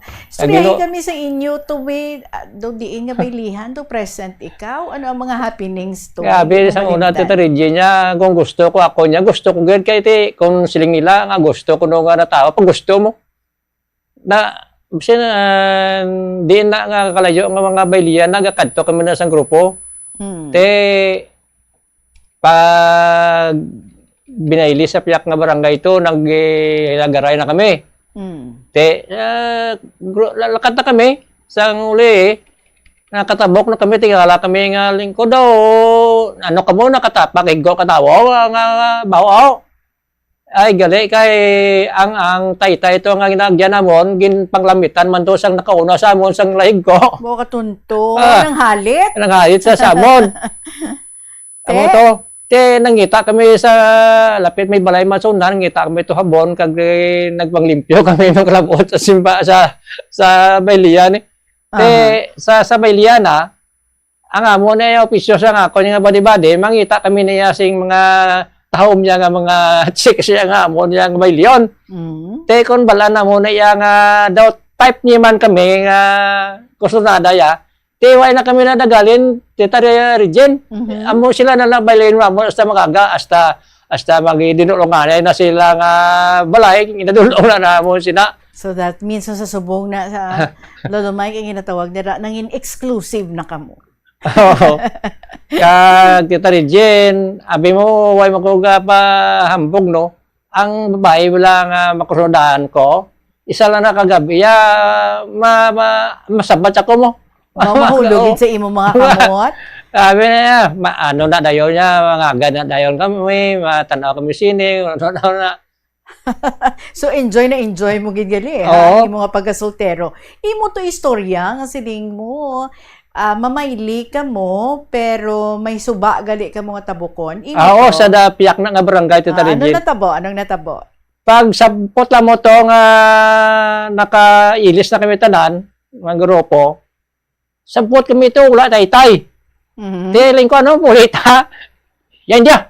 Kaya sila isang upod ko nga badi-badi ko riya. Gabi man di mata makita. Ba kita tanan sapatos baon tapaton panty aton pa. Na ano lang namon sa babaw nga hindi tusuon niyo sa babaw. Tusuon sa babaw nga hindi mabasa. Kag dito na ba mailis mo sa tabok nga dito sa bayliyan. So wala sa may makapugong sa inyo. Wala. Bisan pa ang suba nga talabukon hindi gidya makapugong sa inyo. So halos every night amo nang inyo nga activities as in pamayle, lagaw-lagaw, do amo na. Muna kagi Tita Regine. Ay, kung man ma-mentionar, ko na-mentionar ko sa sulat ko na nga ang amo niya nga modus ng mga grupo, lakat kami sa baybay, lapait balang baybay ng amon mo, igad baybay, igad punungan, mga punungan na. May mga punungan dra, kung wala kami gani na kwarta, may medyo general kami sa punong to, nalunton kami, ang talunton, bala na nga, amot ka na yun, tindya mo talunton nga may panalunton, muna kadapa nga lipak, may kung sa punta, may lubid nga abaka, butang nga muna pumato, kabutangan paon nga paka, kag ikonda, kag mabalaan mo na sa kung may limango na, masanting na sa kan. May kandos kami na. Okay. So bisan diin lang nga punungan anda sa mondampi lang wala kami pangayaw si Banto kay Budlay man ba si kon marutaw ko to sa punong lang. May kilala ko daw may punungan daw. Mga bilusa na lapat punong mga grinyo. So ina nga ang mga experiences na agyan nyo gid. Samtang nga sinultiro ka mo. Di pala man ang imo edad sa nagpangasawa ikaw? Nangasawa ako 79. 1979. So sabi ko, 79 mo edad. 1979 kami kasal, natawa ako 1955, daw 2024 guro, kung... basta 20 plus. Oo, 20 plus. Hindi pala kabilog imo kabataan? Kung kabataan, 8 kabilog. Pila ka mothers? Isa lang ka mothers. Mayo kay isa lang gidya ka mother. Wala ko man may balwan ko. Ang ko nga mga babae ko, nag-alano to kung wala. So far, wala pa man sa may nagpakita. May nagpanawag sa ako. Balay mo nagambal, ikaw tatay ko, wala man. Wala man. Okay. Anong hindi mo gid maripatan sa imong childhood? Ang sa childhood ko, hindi ko maripatan. Wala ko man ma-mentionar galing ni sa konsulat mo. Nga one time nga nasugata ko si tatay nangayo sa sakon kay balmos tatay sa una naka-obra naman siya sa isa bilang kaminero pero kaswa lang. Patigayon siyang sa politiko sa amon nga banwa. Pagsugatay namon gin approach niya ko to tagay ko nabi sa lapi. Ting sa lapi sa una 1960 pwede ka na nakabakal pamaw. Lingko tayo wala ko kwarta di. Pero may ara ko Tita Regine nga kwarta nga ginatigana ko sa sugalang Tita Regine. Masin sa pagkaon ko wala ko waga ka bakal pagkaon kay ginatigana ko sa madyong. Ti wala ka man ginasaway ni nanay mo or ni tatay? Wala Tita Regine. So ginapabayaan lang gid. Pabayaan lang ko na yate Agosto ko ya. Dito, Tita Regine, nagmasakit ako, wala pa man mamisyonar ko pa siguro mamisyonar sa sulat ko to, nga gintrangkaso ko. Kamot ko na sulat ko to na trakaso ako Tita Regine. Tungkol sa balikan ta to, wala mo siya gintagaan sa salapi. wala ko si tatay pagtagaan. Kag daw nag-respect sa akong kasipan sang amo na nga na kapamilya nako. Kaya katulog luwa ko nga wala kong gisi tatay matagaan to sang salapi nga pangayo ya. Nga sang pagbatian ko nga joke lang ko mapatay sa ospital. Siya nga parik-parik pangita bulong. Joke lang sa gari mabungguan sa salakyan nga para munggo sa pangita bulong awa pangita karta nga bakal bulong. Wala madumduman ko Tita Regine wala gid kalipay ko sing nabalo sa kalipay sa ako na may nga natabo sa sadto nga tinuon nga nangayo sa salapi nga wala ko siya matagaan. So na-guilty ikaw? Oo, na-guilty ako Tita Regine. Okay.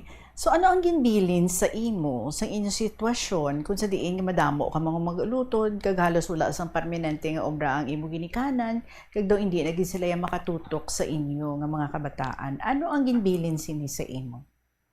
Ang ginbilin sa akong Tita Regine? Muna nga kung subong yang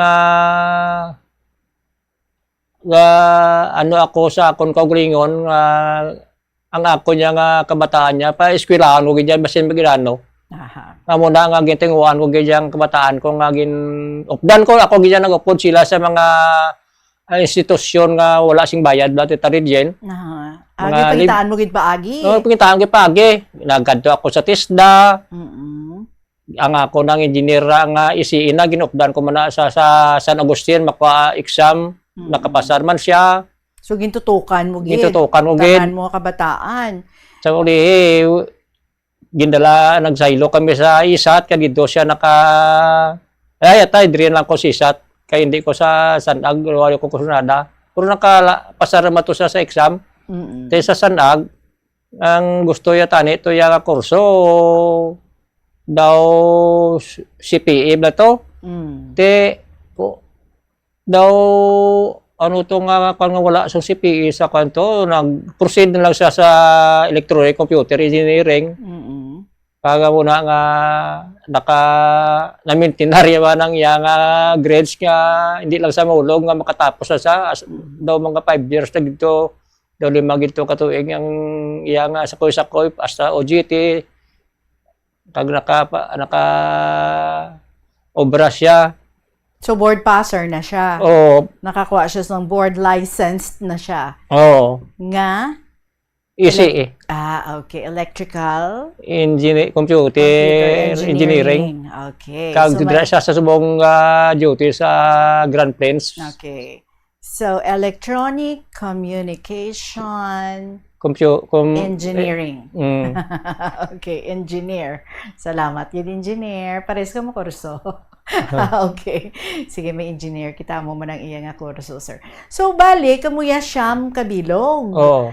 Nakitaan mo kung ano kabudlay. Ngati siyam kamo kabilog nga magulutod, wala halos trabaho ang inyo nga ginikanan. Tapos ikaw, sa nagpangasawa, 8 kabilog ang imo bata. So, wala yan nasulod sa isip mong abi, gamay-gamayon. Kulang yung bata ko, nakita ko gid kung ano kabudlay ang magpadako. Wala gid Tita Regine, wala gid nasulod sa isip ko. So, paano mo ginpadako ang mga kabataan mo? Ano ang nanging trabaho mo? Kaya muna Tita Regine, ang trabaho ko nag-driver ako, nag-family driver ako, primero ako driver, tricycle. Wala ko man gani ma-mentionar nga akon nga driver license kay komplikado na nga akon nga apelyido mo. Okay. Ang asawa mo may trabaho man siya, nagabulig-bulig sa imo? Sa sulod balay lang siya sa waon. Okay. Siya lang katipan sa kabataan. So this time, because kamo, sa nagadako kamo, pag nag-eskwela kamo, you said wala kamo yaging tutukan sa inyo nga ginikanan, especially sa inyo nga iloy. So sang ikaw nagkapamilya na, nagwalo ang imo mga kabataan, paano nyo sila Ano ang dynamics nyo? Paano kamo nga nagapangabuhi sa inyo nga sa sulod sa balay? Paano kamo bilang mga ginikanan sa inyo nga mga kabataan? Tita Regine, si wishes ko grabe ni siya sa kabataan niya mag-nurture bla. Magtatap. O matatap ni siya ya. Mag-alaga. Ang ako niya nga subang ni ang iya niya nga nakuha niya nga mga achievements sa eskwela niya, business and clean. Business and clean nga gawin na siya. So ako niya mag-atipan niya lahat. Most neat and clean. Okay. Kaya ti kamo yung sa una. Oo, kami sa una na bubayan lang. Bala, kadaya, ubalabams. Kaya lang yung itsura nyo. Kita mo ya, this time yung tutukan nyo, Gidya. Kaya daw problem ko nga business and clean ang akon nga bata. Daw, kadako man ang akon nga ulob lang nga. Baumayo mga pagatipan sa akon nga asawa sa akon bata. Kag sa akon nga pagbiyahe to Taridjen, aga pa ko nagalin sa balay, mga alas 4 sa kagaon, ginakuha ko na ang sa garahe sa lakyan, sa lapas na nagagrahe mo.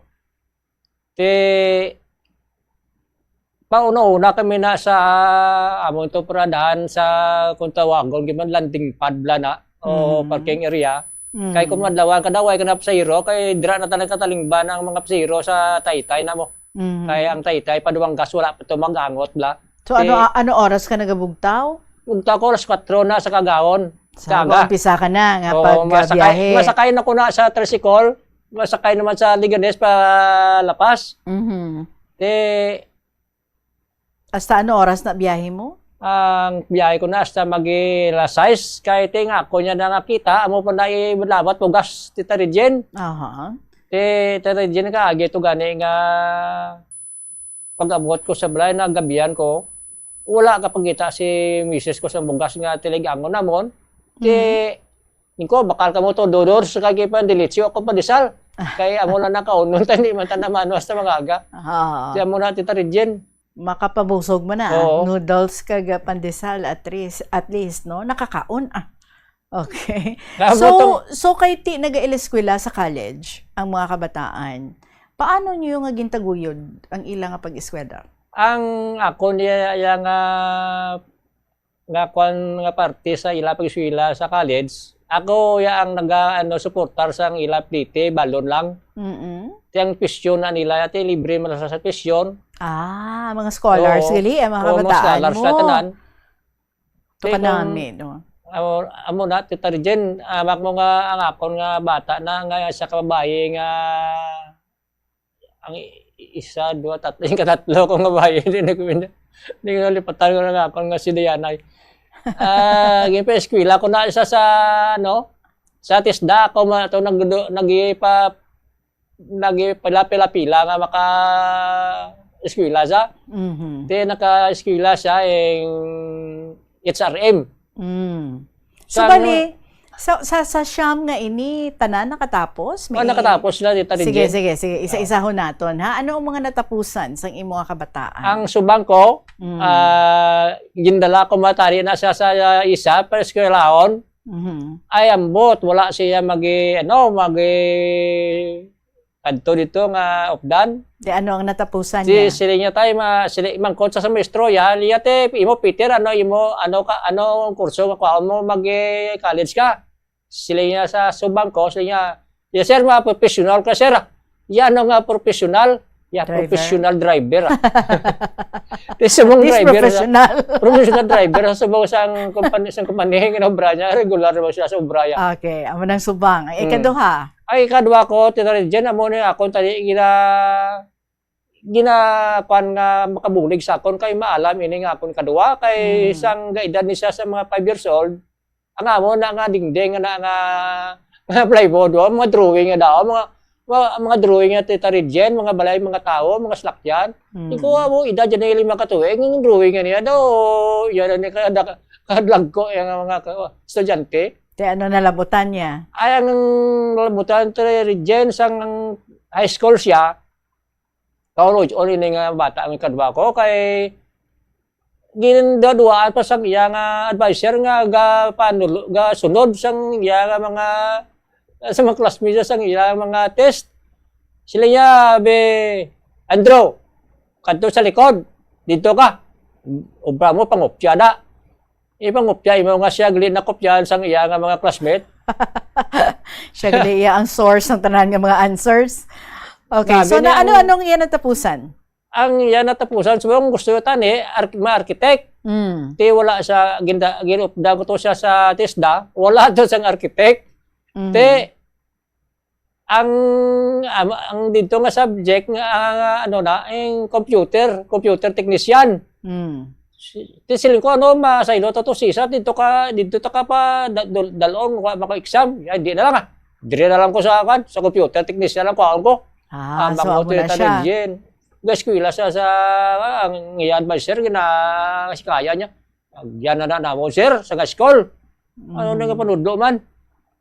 Te sige lang eskwela lang yaya kan ang iyalang alawan sa gali kada kan ginapabot nga makuha. Okay, sige. Kaya gamay na lang ang aton nga oras. Ti diretsohan ta ha. Ikadua pa lang to. Computer technician. Ang ikatatlo, anong iyan natapusan? Ang ikatatlo ko na SRM. Okay, HRM. Ang ikaapat? Ang ikaapat ko na secretarial. Secretarial. Ang ikalima? Ang ikalima, yun ang CE ko, yung computer engineering. Okay, CE. Ang ikaapa, ang anom? Electrical engineering. So, doon ka bilog engineers mo? Dua lang. Okay. Ang ikapito? Ang ikapito ko, IT. IT? Dua na sila IT. Ang ikawalo? Business ad. So, ano ni? Wala na kasang estudyante subong? Puro sa tanan may mga ano? Pila na ang may estado sa ila? Ang may estado, isa, dua, tatlo. I see. So, anong feeling mo? Nga ang kabataan mo kay very involved kagidyagali sa ila, no? Ikaw ang gabit-bit sa ila, kadto ta sa amo ning eskwelahan kay para nga makasulod ka, makaeskwela ikaw. So ano ang feeling mo nga ti may mga achievements ang imo kabataan, may mga natapusan sila bisan pa paano? Dako gyud Tita Regine ang pasalamat ko sa Ginoo. Kay Tita Regine kon hanis ka lang sa imo pagkabuhi. Ang Ginoo nagatulog gid simo. Kabulig gid simo. Amo na gid ang ginapasalamatan ko sa Ginoo sa isang una sa soltero ako, way ko ga balikin sa kabuhi ko, patay. Wala na da. Ana kay nakapamilya ko, Tita Regine, grabe ang pangamuyo ko sa Ginoo. Lingkod Lord, hindi ko na ipagkuha kay kabataan ko, wala pa katapos. Patapusan lang sila ng Lord. Okay. So sa imo nga pagpangabuhi, ano ang nanging giya mo para nga makasurvive? Amo na gani ang akon kabataan, ginambalan ko na sila nga magmatutom lang sila. Hindi sila magipasubir sa ilang mga pagginawi, ang ilalawas sa lungan nila. Kay bala mo templo ina sa nga aton nga kabuhi aton lawas mo. Tinambalan ko na sila ko paano balang na kung maguba ang templo sa imo nga kabuhi, ang imo kabuhi madula gina. Ting kabataan no kisa ang iban nagapamati pero ang iban daw sila na sa masabat man na sila. Sige yan tayo imo tayo kasi giyon man na nga mo na. Kaya mo na ko bisa kung masabat sila sa akon hindi mayo ga kadto ga sulod ko sa kwarto ko gaturo lo ako. Tingko mo na ni ang balos ang akon pagbato sa una sa akong girikanan. Gasulod na sa isip mo. Ano lang imo nga utang mo na bayaran mo Tita Regine. Okay. Pagsaka mo diri sir, may bit-bit ikaw nga Biblia. Oo. So bali diin ikaw halin. Dito ko maglin sa simbahan amon kay may simbahan kamo dito sa amon barangay. Nag-serve ikaw sa inyong simbahan? Oo. Ano ikaw? Elder ako sa simbahan. So very active ikaw. Oo. Sa imo nga pag-serve sa inyong simbahan. Every Saturday kami ga panimbawon. Whole day gina sister tita. Okay. Sige, brother. Anyway, so I'm very happy para sa imo nga na-change mo ang direksyon sa imo nga kabuhi, especially sa nagtukod na kanagidya sa imo kaugalingon nga pamilya, seeing no kung ano ka budlay nga hindi na kamo halos tanan matutukan, hasta na lang sa pagpangita sang ipakaon sa inyo, ang halos mahimo sa inyo nga mga ginikanan, may mga episodes nga you said nagdinungol ka man, but sang nagkapamilya ka na, may ara ka man nga gina-foresee, may foresight ka, ano nga klase sang family, ang duyag mo nga may ara ka, ano nga klase pag-raise mo sa imo nga kabataan. So, are you happy and satisfied sa mga nalabutan mo sa imo nga kabuhi? Happy na ko, sister, tita. Mula na kinapangayo ko sa Ginoo nga kabay nga ako nga kabuhi i-extend niya para nga ako nga kabataan tadoy ko sila sa tadlo nga dalan, tita. Nga hindi sila liwa sa tiko nga dalan. Alright. Ang imo asawa nag-serve man kaangay mo? Updanay ka mo? Why, tita Regine? Why pasaya na ako madala sa ate amo ng mission mo, ha? Cross ko pa na Tita Regine nga plaza nun. Ate amo ginaa sa aton nga pagpangabuhi. May mga crosses kita nga dapat nga pasaan nun. Pero sige lang, ampo lang gid. So maraming salamat sa imo for sharing with us your beautiful story. May luyag ikaw nga tamyawon sa sininga hapon. Go ahead. Ginatamyaw ko dira sa amon nga barangay, sa amon nga barangay captain. Mayo nga hapon sa inyo.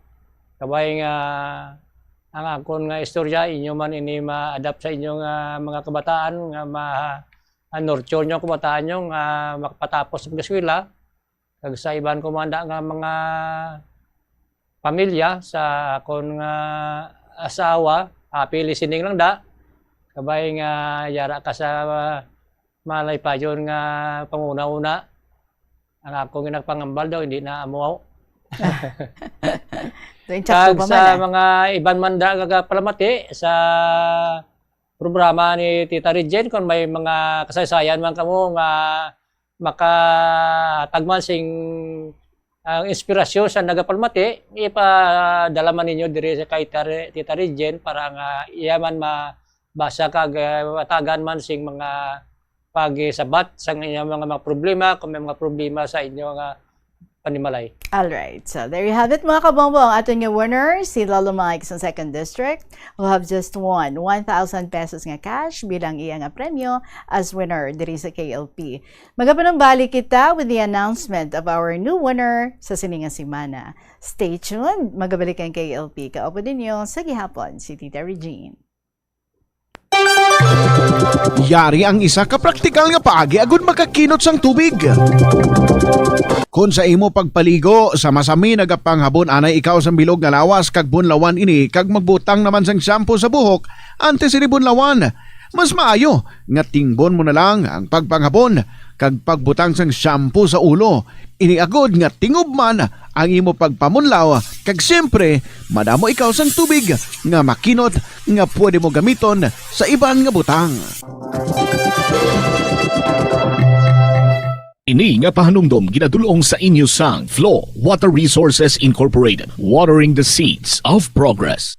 Panugyan na rin sa eksperto kon kwarta ang paghambalan. Apesar limitado ang imo abilidad nga mag-invest, ang gamay nga contribution sa investment accounts ang makabulig sa imo nga maggamit ang earned money nga maka-generate sang dugang nga income. Ikonsiderar ang pagbukas ng retirement account o kon iban nga investment account.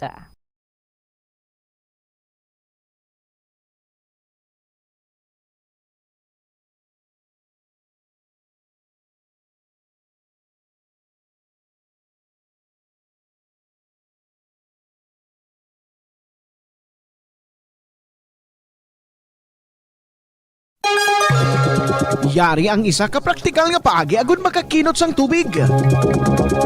Magtanom sa mga native kon drought resistant nga mga tanom, kang isang kahoy, bulak o kon bisan hilamon nga natural nga nagatubo sa inyong lugar.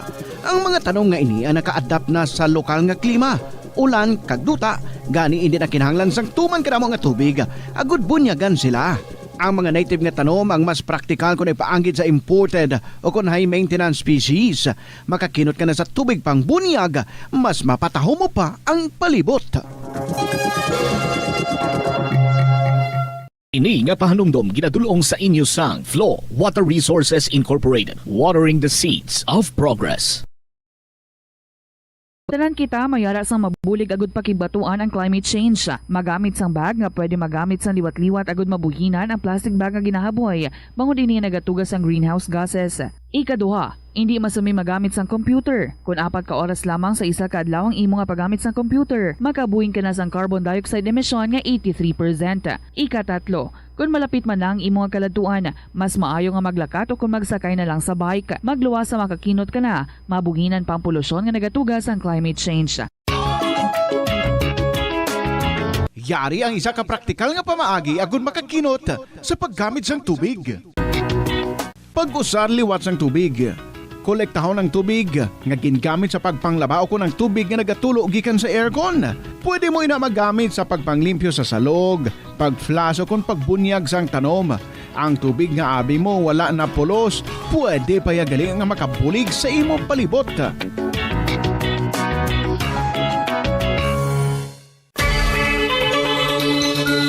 Limitahan ang pag-charge sang devices. Hindi pagpabayaan nga naka-plug ang phone, laptop o kung tablet kung puno na ang battery. Patyon o kung i-unplug gilayon kung tapos na. Makakinot ini bisan gamay lang per device. Ilabi na kung madamo ang empleyado sa opisina. Balik kita diri sa kahapon lamang program. Salamat gid sa tanan naton nga mga letter senders and salamat in advance sa luyag man nga mga letter sender diri sa kahapon lamang program. Very simple ang inyong himuon, just find time para nga makasulat kamo sa inyong mga kasaysayan sa kabuhi. Sigurado ako may ara gid kamo nga istorya sa inyong kabuhi nga nami gid nga i-share diri sa KLP. So, write your stories and then you email sa bombo_iloilo@bomboradio.info or sulaton sa gihapon and ipadala sa kahapon lamang program DYFM, Bombo Radio, Iloilo, Sky City Tower, Mapa Street, Iloilo City. Thank you very much in particular sa tanan nato nga mga letter senders for this week nga nabasa nato ng inyong mga kasaysayan. Isa sa inyo ang aton nga mga winner to win 1,000 pesos in cash. Kag siya naman ang masunod naton nga pag-iistoryahon diri sa studio sa Bombo Radio. Congratulations sa imo and I want to see you this coming next Saturday na, June 13. Congratulations sa ating winner for this week, Nanay Flor sa Santa Barbara. Sa liwat, ang ating winner, si Nanay Flor sa Santa Barbara. And with that, mga kabombo, nagpasalamat gid ako sa inyo. I'll see you again on Monday. So enjoy ang inyong weekend. Make it very memorable and joyful. Sa gihapon ninyo nga alagad, si Tita Regine para sa kahapon lamang program. Good afternoon and God bless.